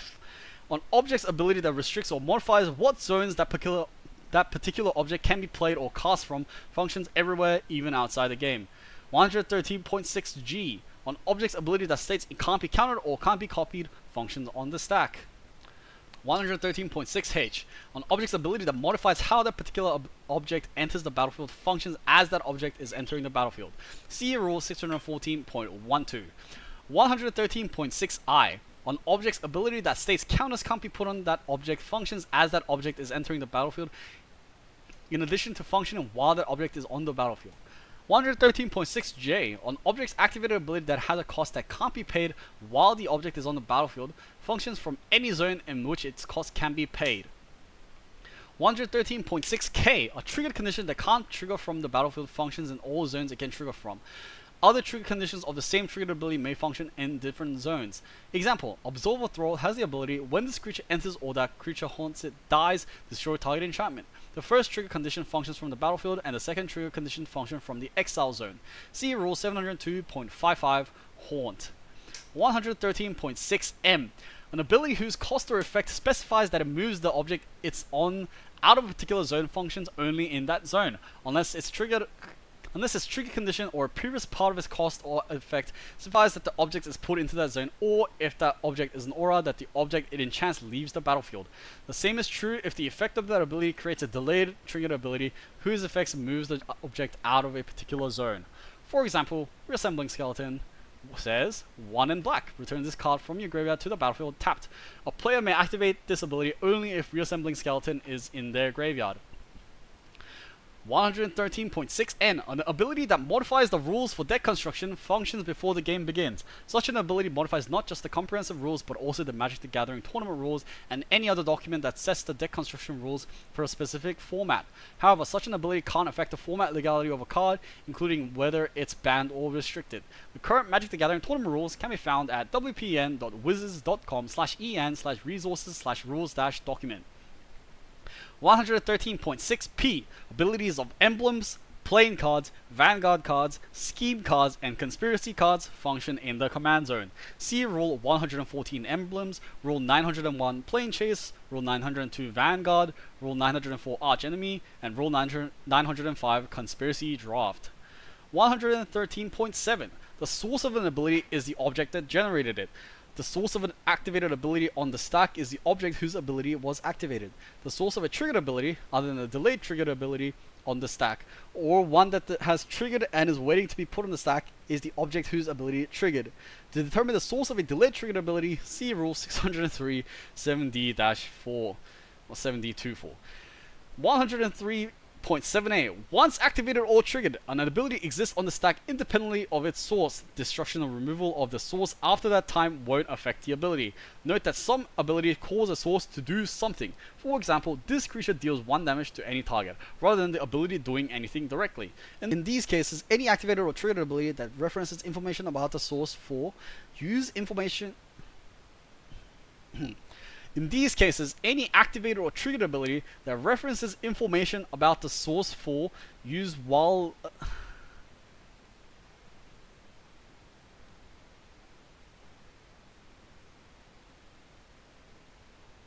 in these cases, any activated or triggered ability that references information about the source in these cases, any activated or triggered ability that references information about the source for use while announcing an activated ability or putting the ability on the stack, check the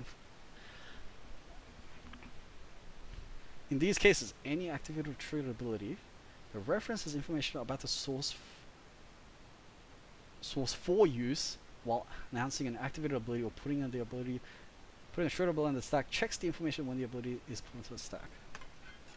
Okay. In these cases, any activated or triggered ability that references information about the source for use while announcing an activated ability or putting a triggered ability on the stack checks that information when the ability is put onto the stack. Otherwise, it will check that information when it resolves. In both instances, if the source is no longer in the zone is suspected to be in at that time, its last known information is used. The source can still perform the action even though it no longer exists. 113.8. The controller of an activated ability on the stack is the player who activated it. The controller of a triggered ability on the stack, other than a delayed trigger ability, is the player who controlled the ability's source when it triggered, or if it had no counters, the player who owned the ability's source when it triggered. To determine a controller of a delayed triggered ability, see Rule 603.7D2F. 103.9. Activated and triggered abilities on the stack aren't spells, and therefore can't be countered by anything that counters only spells. Activated and triggered abilities on the stack can be countered by effects that specifically counter spells. Static abilities don't use the stack and thus can't be countered at all.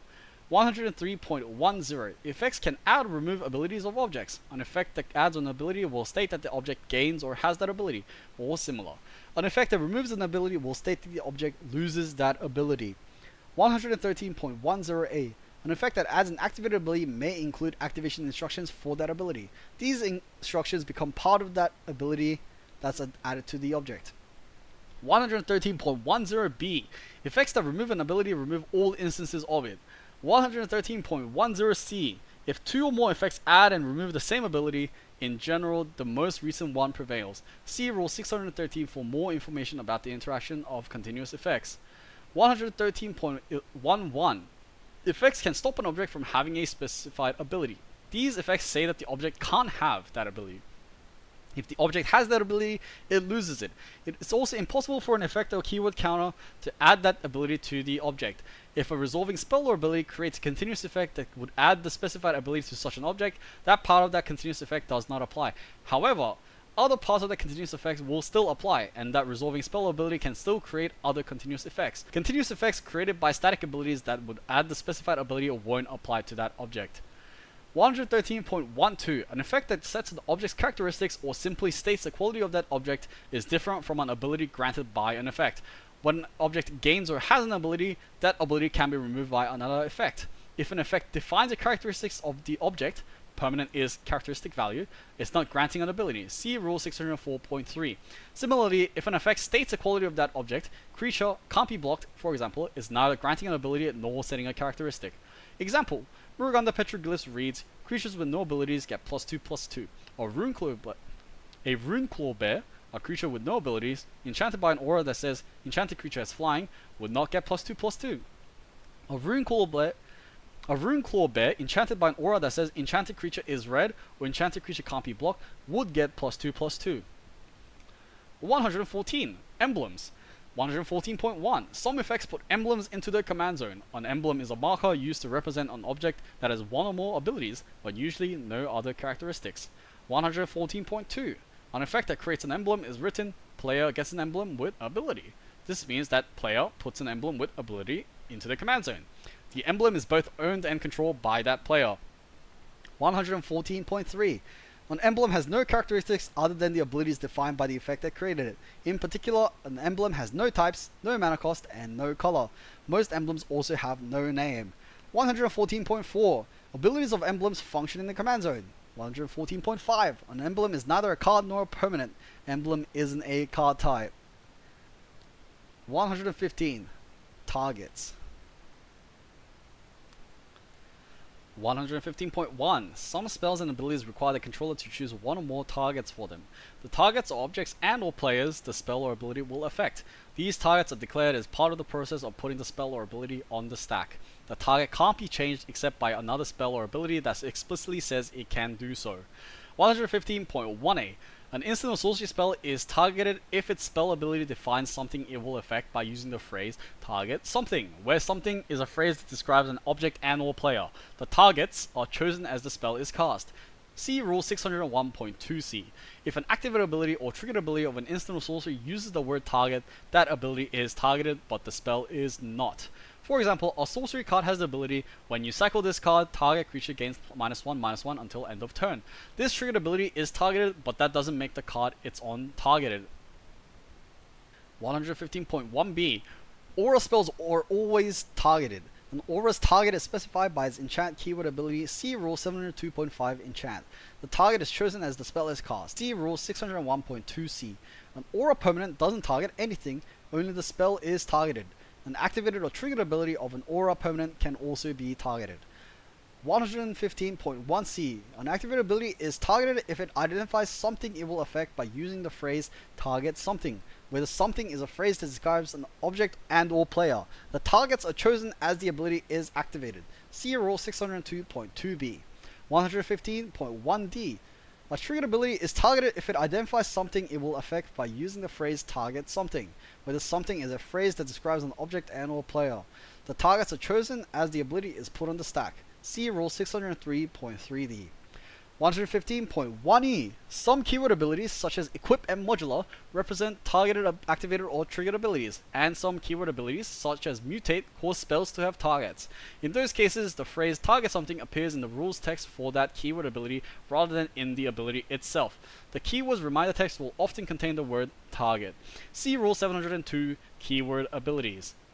115.2. Only permanents are legal targets for spells and abilities, unless a spell or ability A specifies that it can target an object in another zone or a player, or B targets an object that can't exist on the battlefield, such as a spell or ability.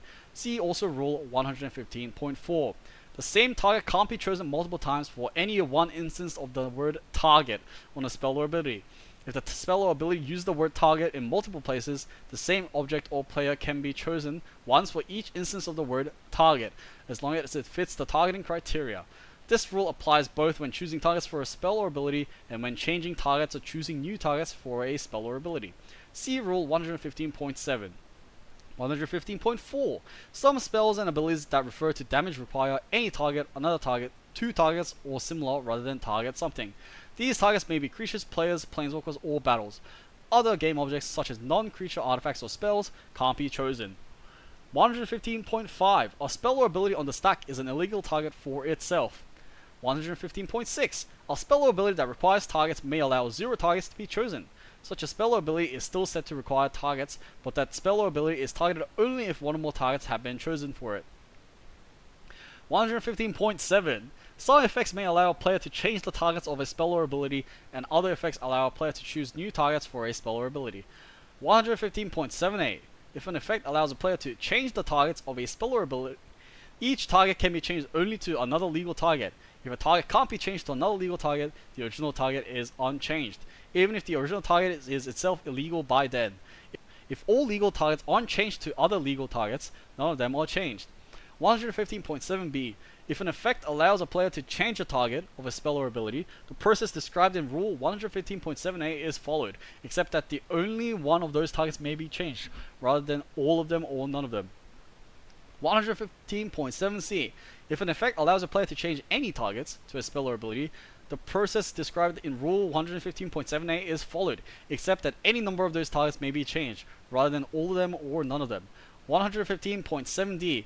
If an effect allows a player to choose new targets for a spell or ability, the player may leave any number of the targets unchanged, even if those targets will be illegal. If the player chooses to change some or all of the targets, the new targets must be legal and must not cause any unchanged targets to become illegal. 115.7e. When changing targets or choosing new targets for a spell or ability, only the final set of targets is evaluated to determine whether the change is legal. For example, Arc Trail is a sorcery that reads Arc Trail deals 2 damage to any target and 1 damage to another target. The current targets of Arc Trail are Runeclaw Bear and Llanowar Elves, in that order. You may cast Redirect, an instant that reads, you may choose new targets for target spell.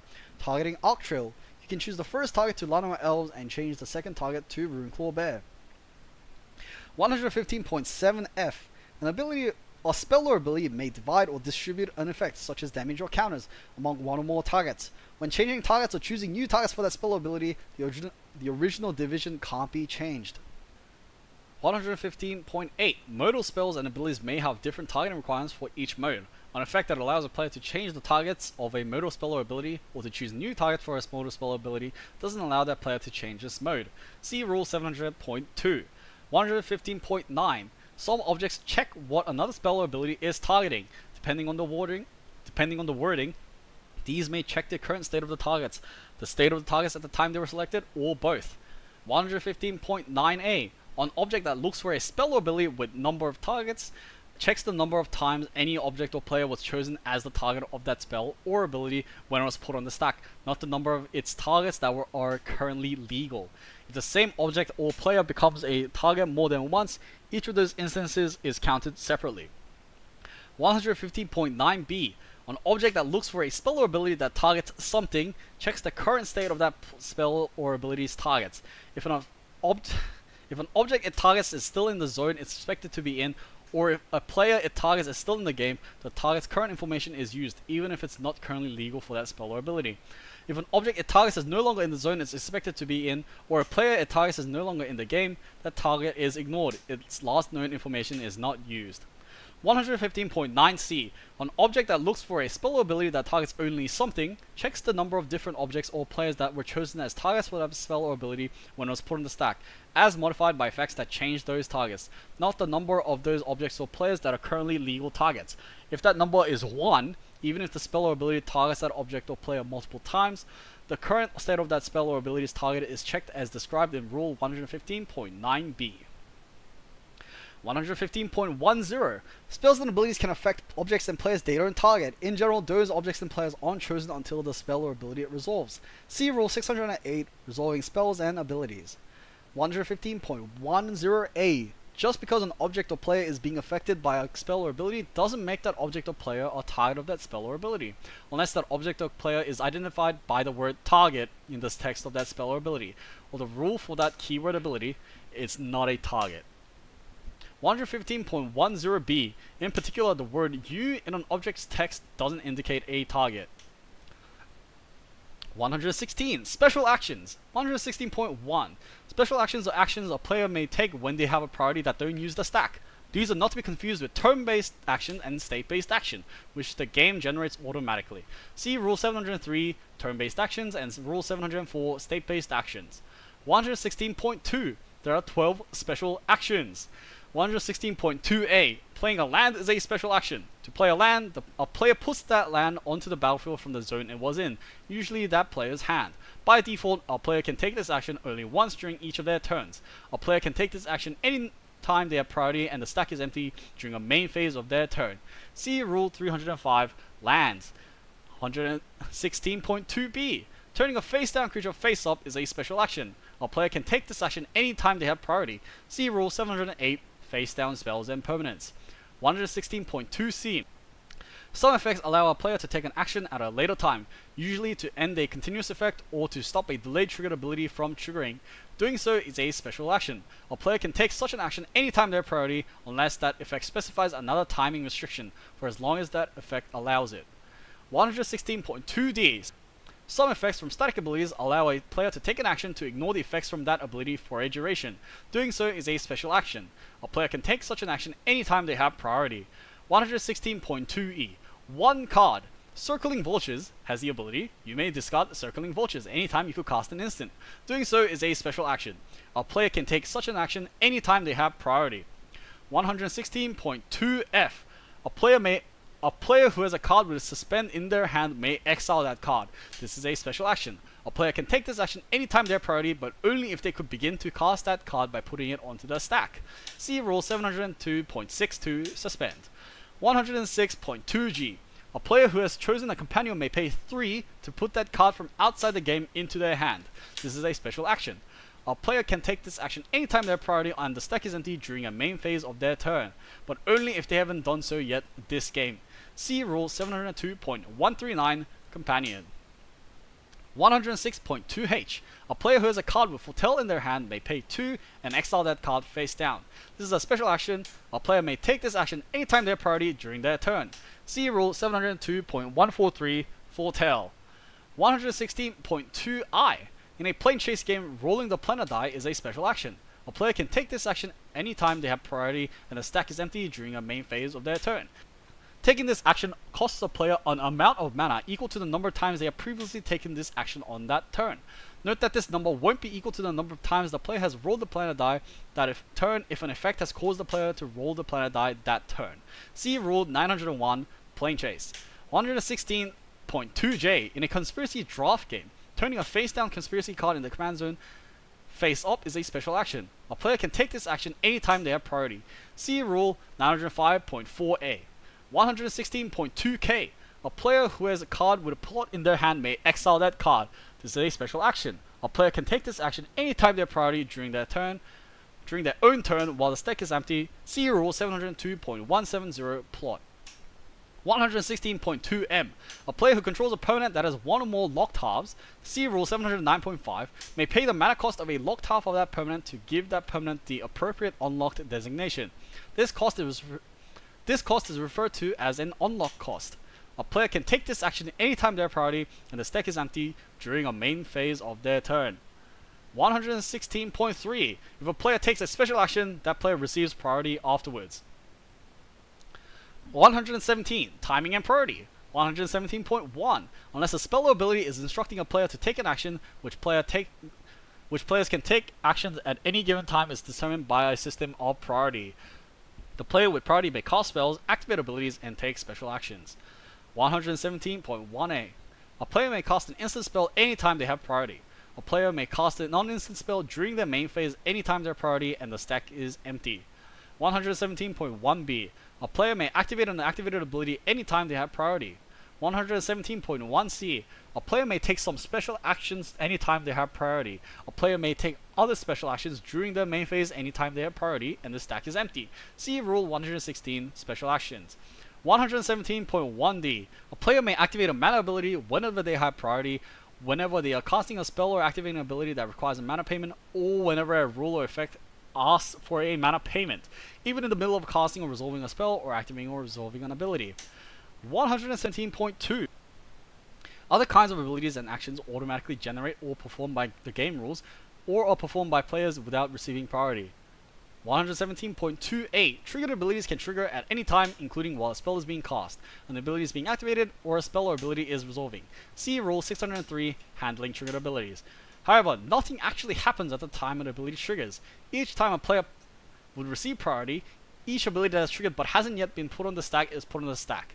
See Rule 117.5. 117.2b. Static abilities continuously affect the game. Priority doesn't apply to them. See Rule 604, Handling Static Abilities, and Rule 611, Continuous Effects. 117.2c. Turn-based actions happen automatically when certain steps or phases begin. They are dealt with before a player would receive priority. See Rule 117.3a.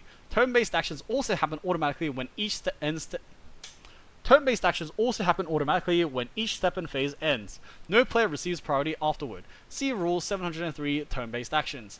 107.2d. State-based actions happen automatically when certain conditions are met. See Rule 704, and they're dealt with before a player would receive priority. See Rule 117.5. 117.2e. Resolving spells and abilities may instruct players to make choices or take actions, or may allow players to activate mana abilities. Even if a player is doing so, no player has priority while a spell or ability is resolving. See Rule 608, Resolving Spells and Abilities. 117.3.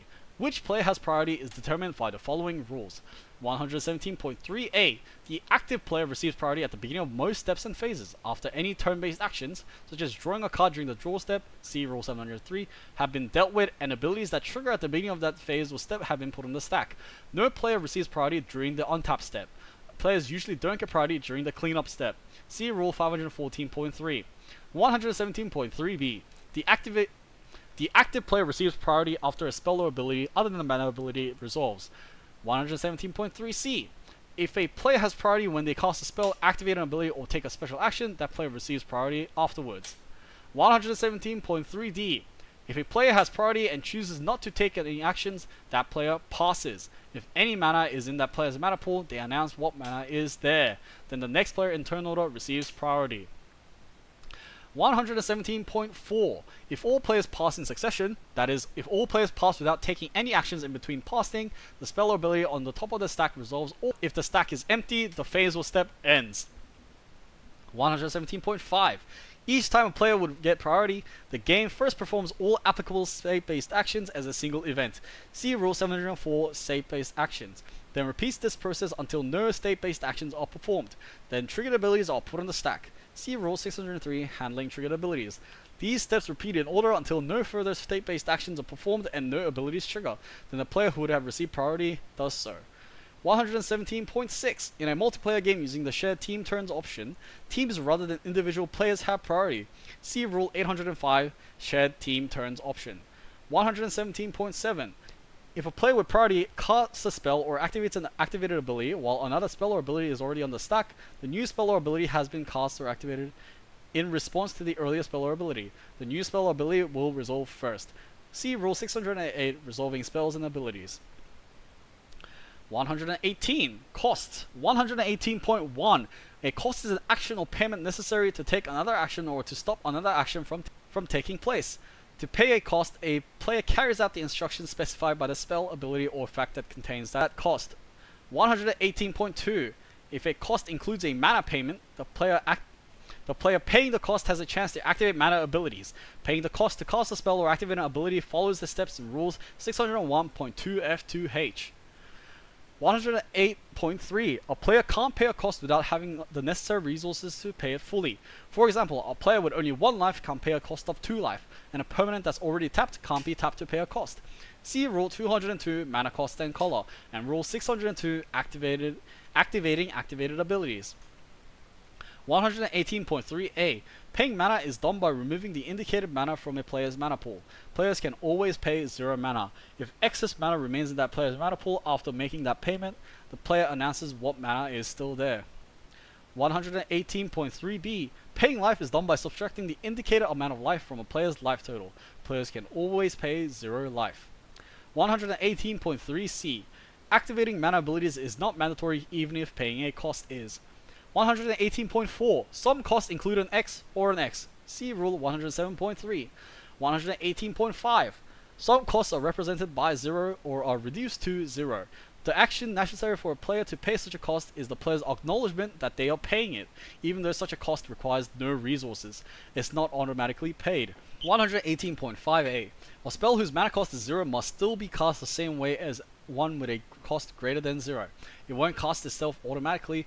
The same is true for an activated ability whose cost is 0. 118.6. Some objects have no mana cost. This represents an unpayable cost. An ability can also have an unpayable cost if its cost is based on the mana cost of an object with no mana cost. Attempting to cast a spell or activate an ability that has an unpayable cost is a legal action. However, attempting to cast a spell or activate an ability that has an unpayable cost is a legal action.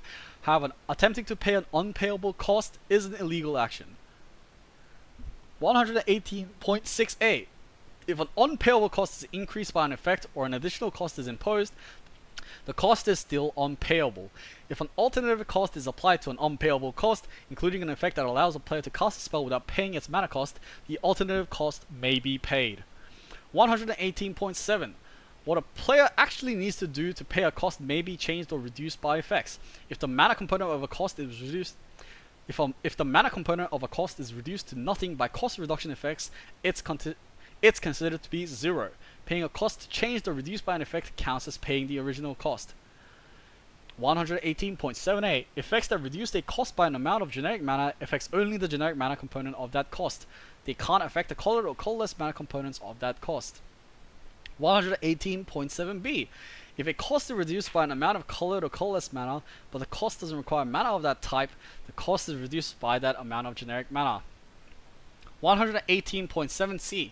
If a cost is reduced by an amount of colored mana that exceeds its mana component of that color, the cost mana component of that color is reduced to nothing, and the cost generic mana component is reduced by the difference.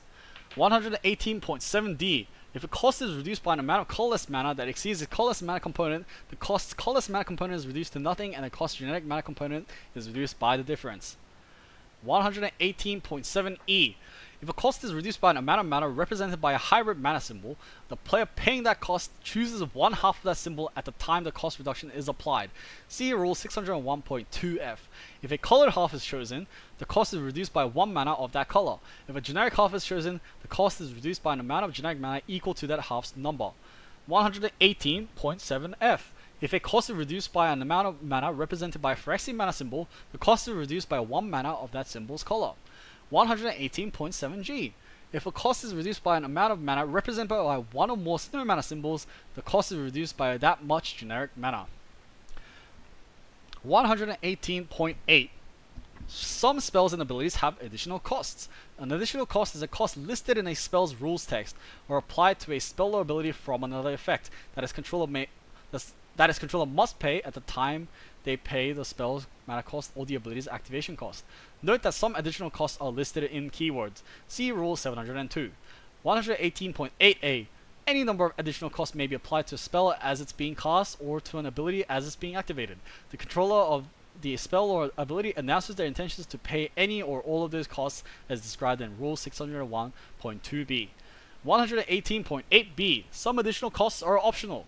118.8c. If an effect instructs a player to cast a spell if able, and that spell has a mandatory additional cost that includes actions involving cards with a stated quality in a hidden zone, the player isn't required to cast that spell, even if those cards are present in that zone. 118.8d. Additional costs don't change the spell's mana cost, only what its controller has to pay to cast it.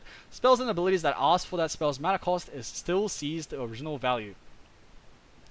118.9. Some spells have alternative costs. An alternative cost is a cost listed in a spell's text or applied to it from another effect that its controller may pay rather than paying the spell's mana cost.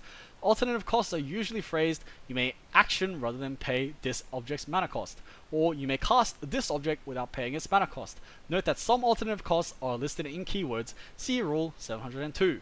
108.9a. Only one alternative cost can be applied to any one spell as it's being cast. The controller of that spell announces their intention to pay that cost as described in Rule 601.2b. 118.9b. Alternative costs are generally optional. An effect that allows you to cast a spell may require a certain alternative cost to be paid. 118.9c. An alternative cost doesn't change a spell's mana cost, only what its controller has to pay to cast it. Spells and abilities that ask for that spell's mana cost still see the original value. 118.9d. If an alternative cost is being paid to cast a spell, any additional cost increases and cost reductions that affect that spell are applied to that alternative cost. See Rule 601.2f. 118.10. Each payment of a cost applies to only one spell, ability, or effect. For example, a player can't sacrifice just one creature to activate the activated abilities of two permanents that each require sacrificing a creature as a cost. Also, the resolution of a spell or ability doesn't pay another spell or ability's cost, even if part of its effect is doing the same thing the other cost asks for. 118.11. The actions performed when paying a cost may be modified by effects. Even if they are, meaning the actions that are performed don't match the actions that are called for, the cost has still been paid. For example, a player controls Psychic Vortex, an enchantment with cumulative upkeep cost of draw a card, and Obstinate Familiar, a creature that says if you would draw a card, you may skip that draw instead. The player may decide to pay Psychic Vortex's cumulative upkeep cost and then draw no cards instead of drawing the appropriate amount. The cumulative upkeep cost has still been paid. 118.12. Some spells, activated abilities, and triggered abilities read do something if a player does, doesn't, or can't effect, or a player may do something if that player does, doesn't, or can't effect. The action do something is a cost, paid when the spell or ability resolves. The if a player does, doesn't, or can't clause checks whether the player chose to pay an optional cost or started to pay a mandatory cost, regardless of what events actually occurred. For example, you control Standstill, an enchantment that says whenever a player casts a spell, sacrifice this enchantment. If you do, each of that player's opponents draw 3 cards. A spell is cast, causing Standstill's ability to trigger. Then an ability is activated that exiles Standstill. When Standstill's ability resolves, you're unable to pay the sacrifice Standstill's cost. No player will draw cards. Another example, your opponent has cast Gather Specimens, a spell that says if a creature would enter the battlefield under an opponent's control this turn, it enters under your control instead. You control a face-down Dermoplasm, a creature with Morph that says when this creature is turned face up, you may put a creature card with Morph from your hand onto the battlefield face up. If you do, return this creature to its owner's hand. You turn Dermoplasm face up and you choose to put a creature card with Morph from your hand onto the battlefield. Due to Gather Specimens, it enters the battlefield under your opponent's control instead of yours. However, since you chose to pay the cost, Dermoplasm is still returned to its owner's hand.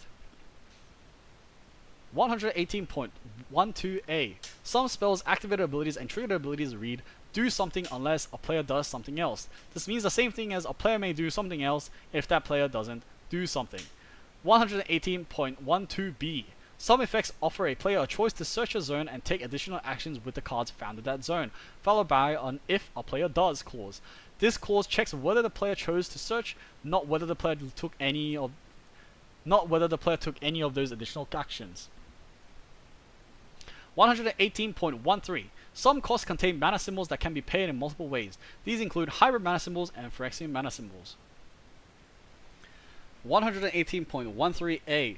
If the mana cost of a spell or the activation cost of an activated ability contains a mana symbol that can be paid in multiple ways, the choice of how to pay for that symbol is made as its controller proposes that spell or ability. See Rule 601.2b. 118.13b. If a cost paid during the resolution of a spell or ability contains a mana symbol that can be paid in multiple ways, the player paying that cost chooses how to pay for that symbol immediately before they pay the cost. 118.13c.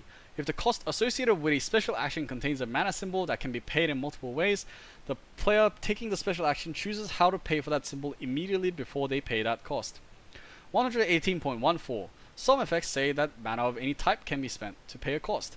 This means that players may spend mana as though it were colorless mana or mana of any color to pay that cost.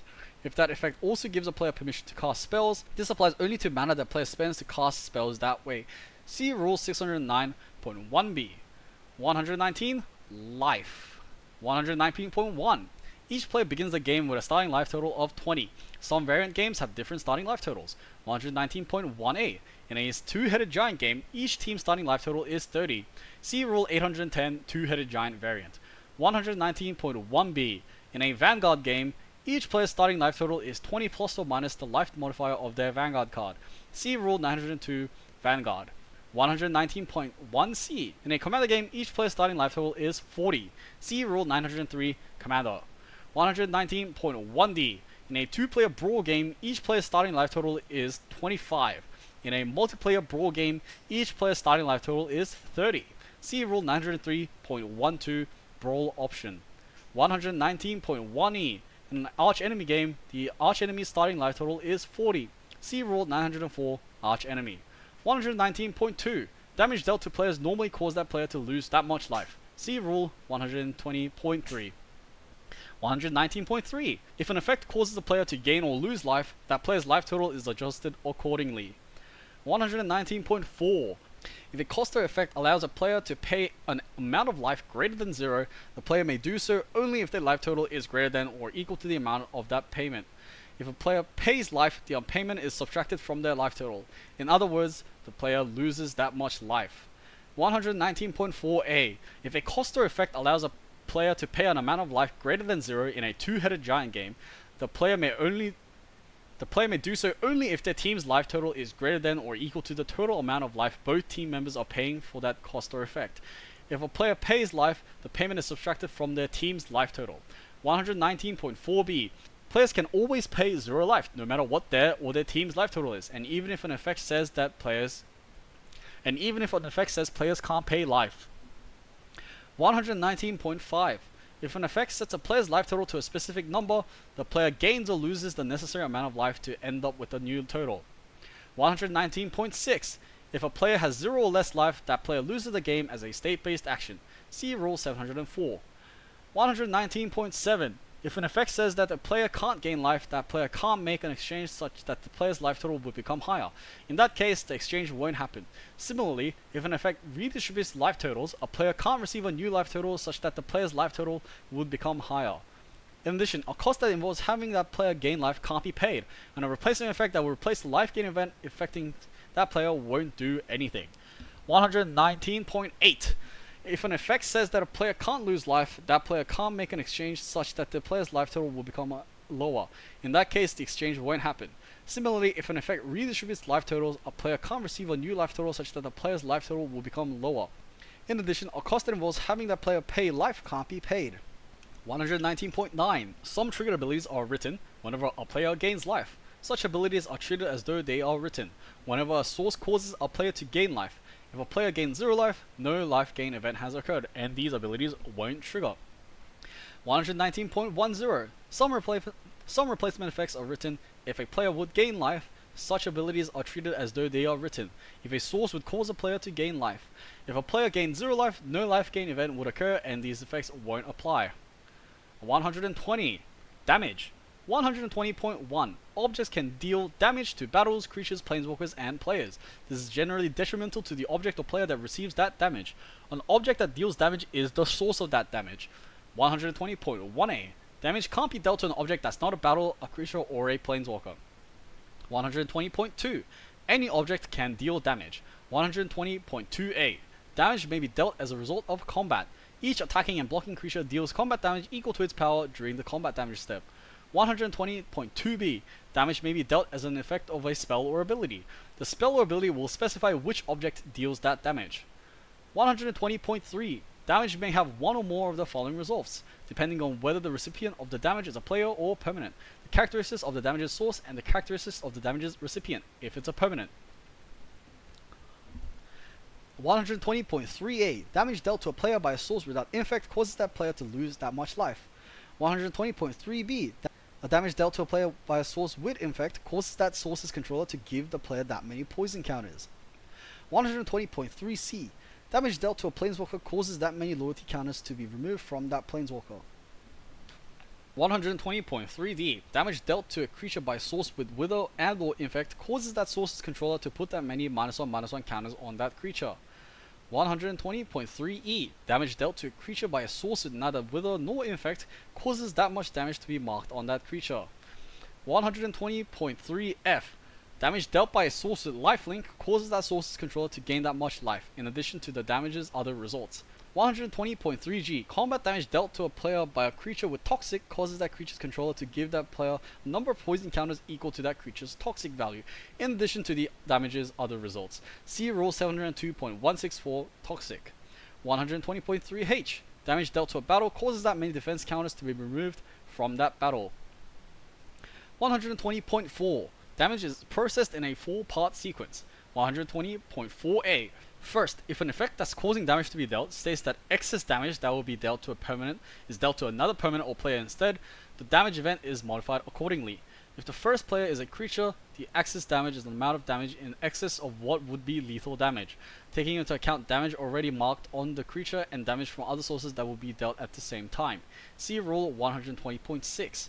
Any amount of damage greater than 1 is excess damage if the source dealing that damage to a creature has Death Touch. See Rule 702.2.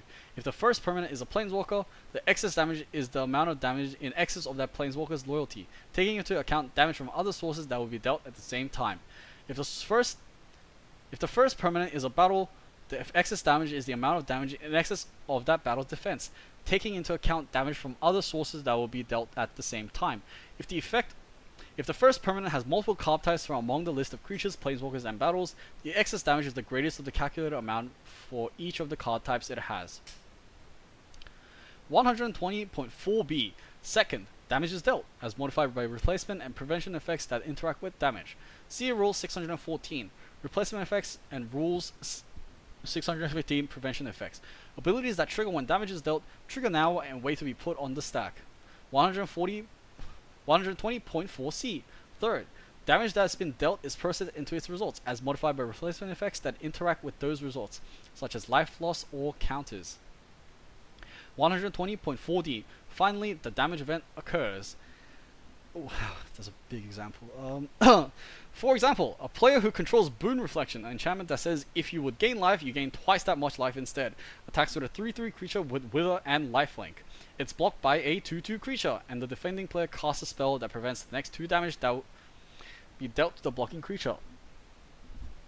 The damage event starts out as 3 damage is dealt to the 2/2 creature, 2 damage is dealt to the 3/3 creature. The prevention effect is applied, so the damage event becomes 1 damage is dealt to the 2/2 creature, 2 damage is dealt to the 3/3 creature. That's persist into its results. So the damage event is now 1/1/1 counter is put on the 2/2 creature, the active player gains 1 life. 2 damage is marked on the 3/3 creature. Broom Reflection's effect is applied, so the damage event becomes 1/1/1 counter is put on the 2/2 creature, the active player gains 2 life. 2 damage is marked on the 3/3 creature. Then the damage event occurs. Next example. The defending player controls a creature and Worship, an enchantment that says if you control a creature, damage that will reduce your life total to less than 1 reduces it to 1 instead. That player is at 2 life and is being attacked by 2 unblocked 5/5 creatures. The player casts All Strike, which says the next time target creature would deal damage this turn, prevent that damage. You gain life equal to the damage prevented this way, targeting one of the attackers. The damage event starts out as 10 damage is dealt to the defending player. All Strike's effect is applied, so the damage event becomes 5 damage is dealt to the defending player gains 5 life. That's processed into his results, so the damage event is now the defending player loses 5 life, the defending player gains 5 life. Worship's effect sees that the damage event would not reduce the player's life total to less than 1, so Worship's effect is not applied, then the damage event occurs. 120.5. Damage dealt to a creature, planeswalker, or battle doesn't destroy it. Likewise, source of that damage doesn't destroy it. Rather, state-based actions may destroy a creature or otherwise put a permanent into its owner's graveyard, due to the results of the damage dealt to that permanent. See Rule 704. Example, a player casts Lightning Bolt, an instant that says Lightning Bolt deals 3 damage to any target targeting a 2/2 creature. After Lightning Bolt deals 3 damage to that creature, the creature is destroyed as a state-based action.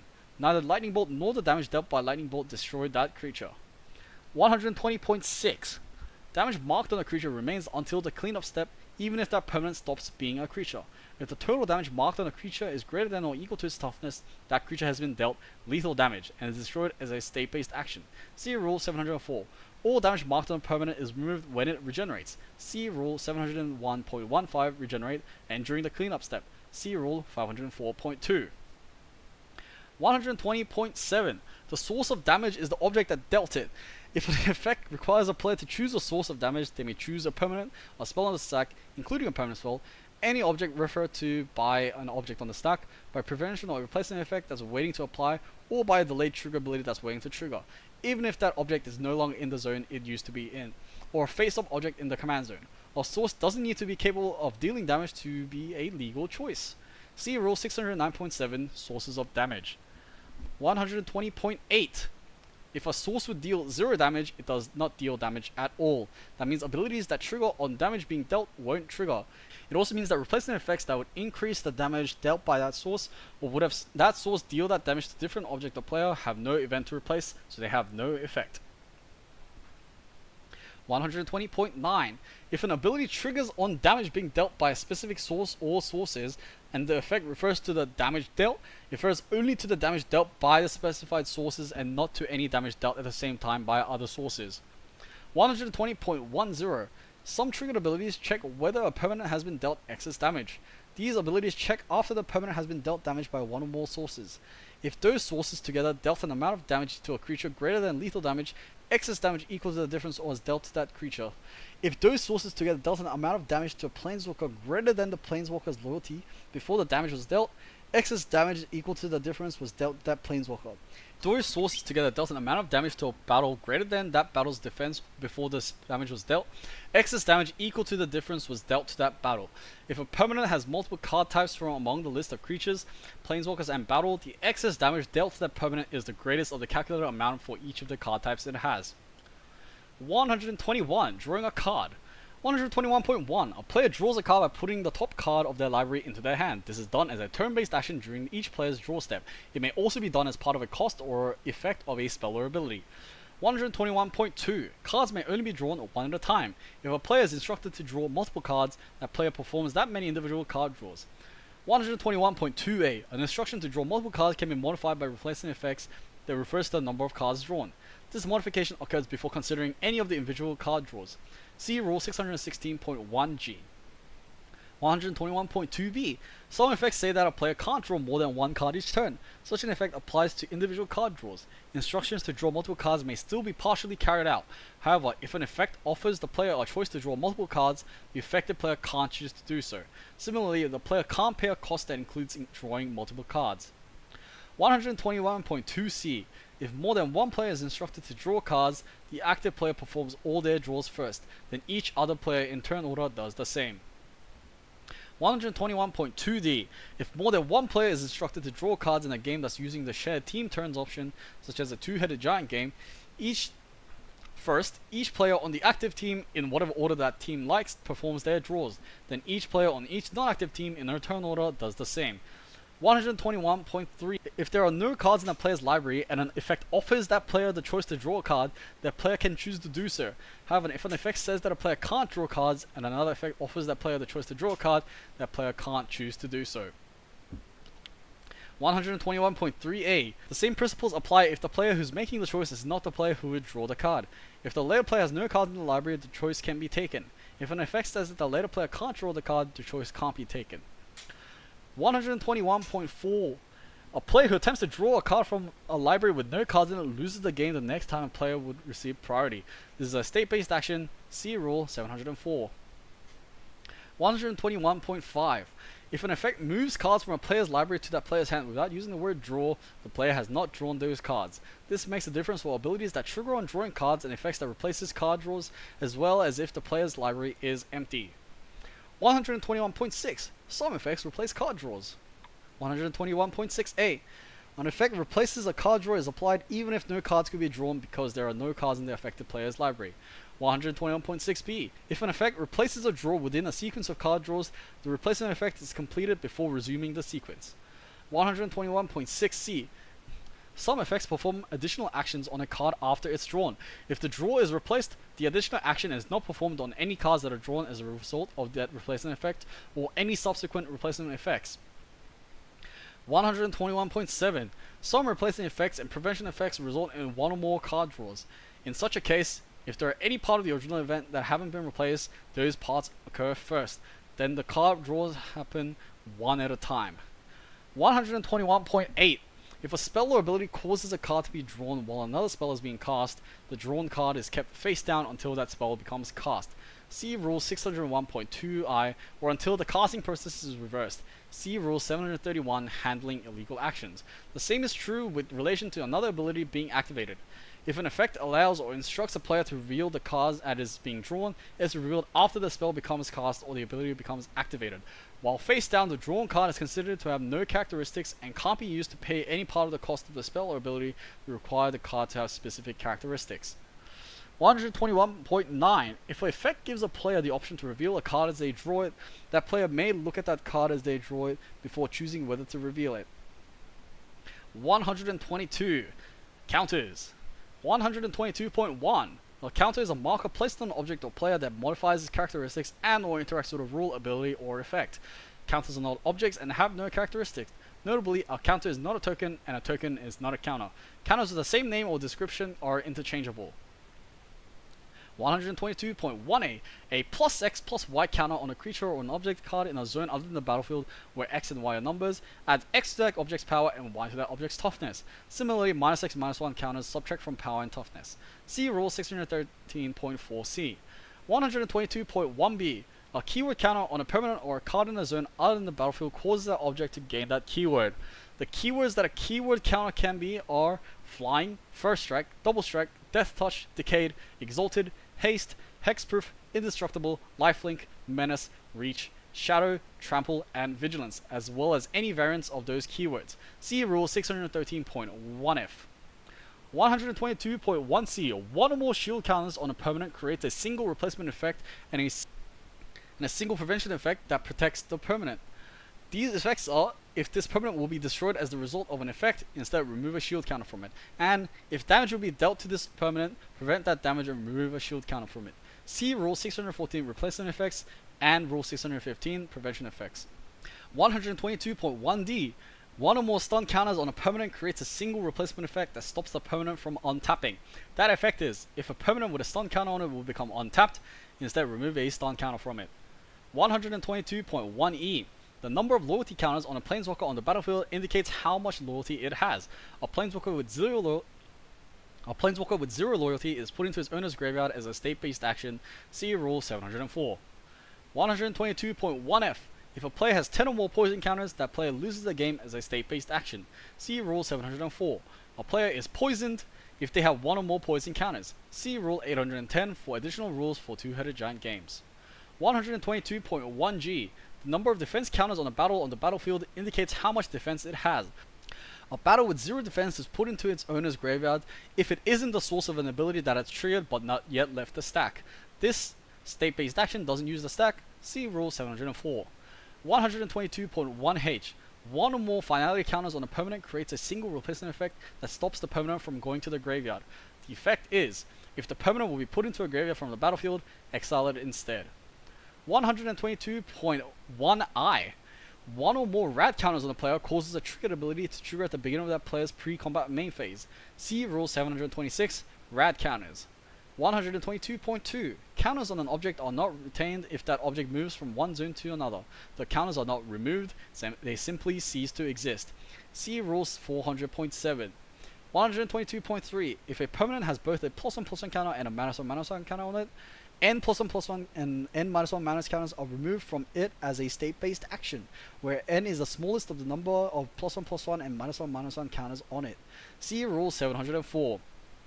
122.4. If a permanent with an ability that says it can't have more than N counters of a certain kind on it has more than N counters of that kind on it, all but N of those counters are removed from it as a state-based action. See Rule 704. 122.5. If an effect says to move a counter, it means to remove that counter from the object it's currently on and put it onto a second object. If either of these actions isn't possible, it's not possible to move a counter, and no counter is removed from or put onto anything. This may occur if the first or second object are the same. This may occur if the first and second object are the same object. If the first object doesn't have the appropriate kind of counter on it, if the second object can't have counters put on it to it, or if either object is no longer in the correct zone. 122.6. Some spells and abilities refer to counters being put on an object. This refers to putting counters on that object while it's on the battlefield, and also to an object that's given counters as it enters the battlefield. 122.6a. If an object enters the battlefield with a counter on it, the effect causing the object to give it counters to be given counters may specify which player puts those counters on it. If the effect doesn't specify a player, the object's controller puts those counters on it. 122.7. An ability that triggers whenever the nth kind of counter is put onto an object triggers when one or more counters of the appropriate kind are put on the object, such that the object has fewer than n counters on it before the counters are put on it and n or more counters on it after. 122.8. If a triggered ability instructs a player to put one object's counters on another, and that ability's trigger condition or effect checks that the object with those counters left the battlefield, the ability doesn't move counters from one object to the other. Rather, that player puts the same number of each kind of counter the first object had onto the second object. 123. Stickers. 123.1. A sticker is a marker placed on an object that modifies its characteristics and or interacts with a rule, ability, or effect. Stickers are not objects. Notably, a sticker is not a counter or a token. Changes to an object from stickers are not part of its copyable values. There are 4 kinds of stickers: name stickers, ability stickers, power and toughness stickers, and art stickers.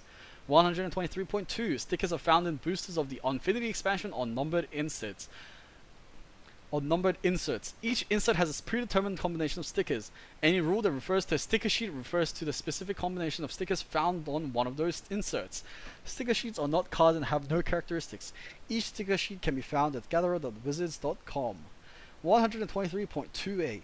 In constructed play, a player who chooses to play with stickers must start the game with at least 10 sticker sheets selected before play begins, and each of their sticker sheets must be unique. There is no maximum number of sticker sheets a player may start the game with. Each player playing with sticker sheets reveals all their sticker sheets and chooses 3 of them at random. See Rule 103, starting the game. 123.2b. In limited play, each player chooses up to 3 sticker sheets from among those in the sealed products they open and reveals them. See Rule 103, starting the game. 123.2c. Each player has access to only the stickers on the chosen sheet during the game, and those sticker sheets remain revealed.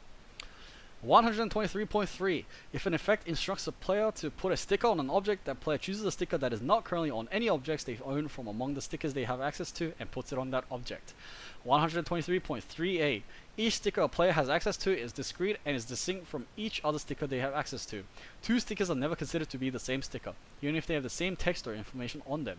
123.3b. A player can't put a sticker on an object that they don't own. If an effect would cause them to do so, that part of the effect does nothing. 123.3c. A sticker may have ticket cost represented by a number inside a ticket symbol. See Rule 107.17a. In order to put a sticker with the ticket cost on an object, the player who owns that object must pay that much ticket. If they don't have that much ticket, they can't put that sticker on an object. 123.3d. If a sticker that is already on the object is moved to another object, that sticker's ticket cost does not need to be paid again. 123.4. Some rules and effects refer to a stickered object. An object is stickered if it currently has any kind of sticker on it. And an object without any stickers on it is not a stickered object, even if it previously had a sticker on it. 123.5. Stickers on an object are not retained as that object moves to a hidden zone. Stickers are retained as that object moves to a public zone and continue to apply to the new object it becomes in that zone. This is an exception to Rule 400.7. 123.5a. If one or more cards with a sticker on them enter the battlefield as part of a melded permanent, all of those stickers are on the permanent that object becomes on the battlefield. They maintain their relative's timestamp order. 123.5b. If an object with a sticker on it becomes a component of a merged permanent on the battlefield, that sticker is on that merged permanent. 123.5c. If a melded or merged permanent with one or more stickers on it moves from the battlefield to another public zone, only one of those objects it becomes will retain those stickers. Its owner chooses which of the objects it becomes in its new zone, retains any stickers that are on it. Effects from those stickers will continue to apply to only that object. 123.6. A name sticker consists only of one or more words. A name sticker on a permanent or on a card in a zone other than the battlefield causes the word on that sticker to be added to the text of that object's name. This is a text changing effect. See Rule 613.1c and Rule 612 text changing effects. 123.68. For the purposes of rules and effects related to name stickers, a word in an object's name is any series of non-space characters that are separated from other non-space characters by one or more spaces. Hyphenated words and words in with punctuation are considered to be one word. Blank lines, such as the one in wolf in blank clothing, are not considered words in a card's name. 123.6b. As a name sticker is placed on an object, that object's controller chooses a position in that object's name for the word in that name sticker to be added. That announces that object's new name. That word can be added to the beginning of the object's name or after any number of the other words that are currently in its name. The new name can be further modified by any other name stickers. If that object has no name, its name becomes the word added by the name sticker. Name stickers never modify or remove any of the other words in that name. Example, as a player puts a name sticker with the word dark printed on it onto a creature named Bear Cub, that creature's controller chooses whether its new name is Dark Bear Cub, Bear Dark Cub, or Bear Cub Dark. They then announce the new name to all players. 123.6c. The text that a name sticker is modifying may change due to the other effects and/or permanent face-down status. See Rule 708, face-down spells and permanents. To determine the name of an object with one or more name stickers, start with the object's copyable values, then apply each name sticker's effect and each other text-changing effect in timestamp order. The position of each name sticker will continue to be after the number of words that were before it in the object's name when it was placed. If there are fewer words in the object's current name, the word on that sticker is added at the end of its name instead. The position and timestamp order of each name sticker on an object is remembered as the object that sticker is on moves from one polygon zone to another, and it continues to apply to the new object it becomes in that zone. See Rule 123.5. This is an exception to Rule 400.7. For example, Fey of Wishes, an adventure card, is in the exile zone with a name sticker on it adding the word mana after its second word, so its name is Fey of Mana Wishes. An effect allows that player to cast Granted, its adventure, from exile. The name of that spell on the stack is Granted Mana. After that card is exiled as the adventure resolves, the sticker's position after the second word is remembered, so the name of the exiled card is once again Fey of Mana Wishes. Example, a player owns a creature named It That Betrays on the battlefield. Using name stickers, they added the word Eldrazi to its name after the third word, such that its new name is It That Betrays Eldrazi. Later, that creature becomes a copy of a creature named Seeker of the Way. The name sticker continues to apply after the third word, so its new name is Seeker of the Eldrazi Way. Another example. A creature with a name sticker on it becomes enchanted by Witness Protection, an aura that changes the creature's name to Legitimate Business Person. Since Witness Protection is also a text-changing effect and has a later timestamp than the name sticker, the word on that name sticker is not part of the creature's name. Its name is Legitimate Business Person. 123.6d. Some effects refer to the number of one or more specific letters on a name sticker. A lowercase letter and its uppercase equivalent are the same letter. 123.6e. Some effects refer to the number of unique vowels on a name sticker. These count the number of different vowels that appear on that sticker, even if one or more of them appear more than once. The vowels are A, E, I, O, U, and Y. A lowercase letter and its uppercase equivalent are the same letter. 123.7. An ability sticker is a sticker with one or more abilities printed on it. An ability sticker on a permanent or on a card in a zone other than the battlefield causes that object to gain the ability that is printed on that sticker. See Rule 613.1f. 123.7a. If an effect refers to an ability of an ability sticker, it refers to the ability that sticker grants to the object it's on, even if the object it's on doesn't currently have that ability due to another effect. 123.8. A power and toughness sticker is the sticker that has two numbers and a slash printed on it, resembling the power and toughness of a creature card. A power and toughness sticker on a creature or vehicle card in a zone other than the battlefield sets the object's power and toughness to the values printed on that sticker. See Rule 613.4b. If more than one power and toughness sticker is on a creature, use timestamp order to determine which one takes precedence. See Rule 613.7. 123.8a. In an effect that refers to the power and toughness of a sticker refers only to the printed power and or toughness value on a power and toughness sticker. It does not refer to any printed value on any other stickers. 123.9. An R sticker on a opponent has no effect on gameplay other than to act as a marker that other spells and abilities can identify. Okay, well, that was section 1? We haven't even gone into what a card is yet. Okay, but well, thanks for watching. I guess we will come back and read part 2 sometime in the future. See you guys later. Bye.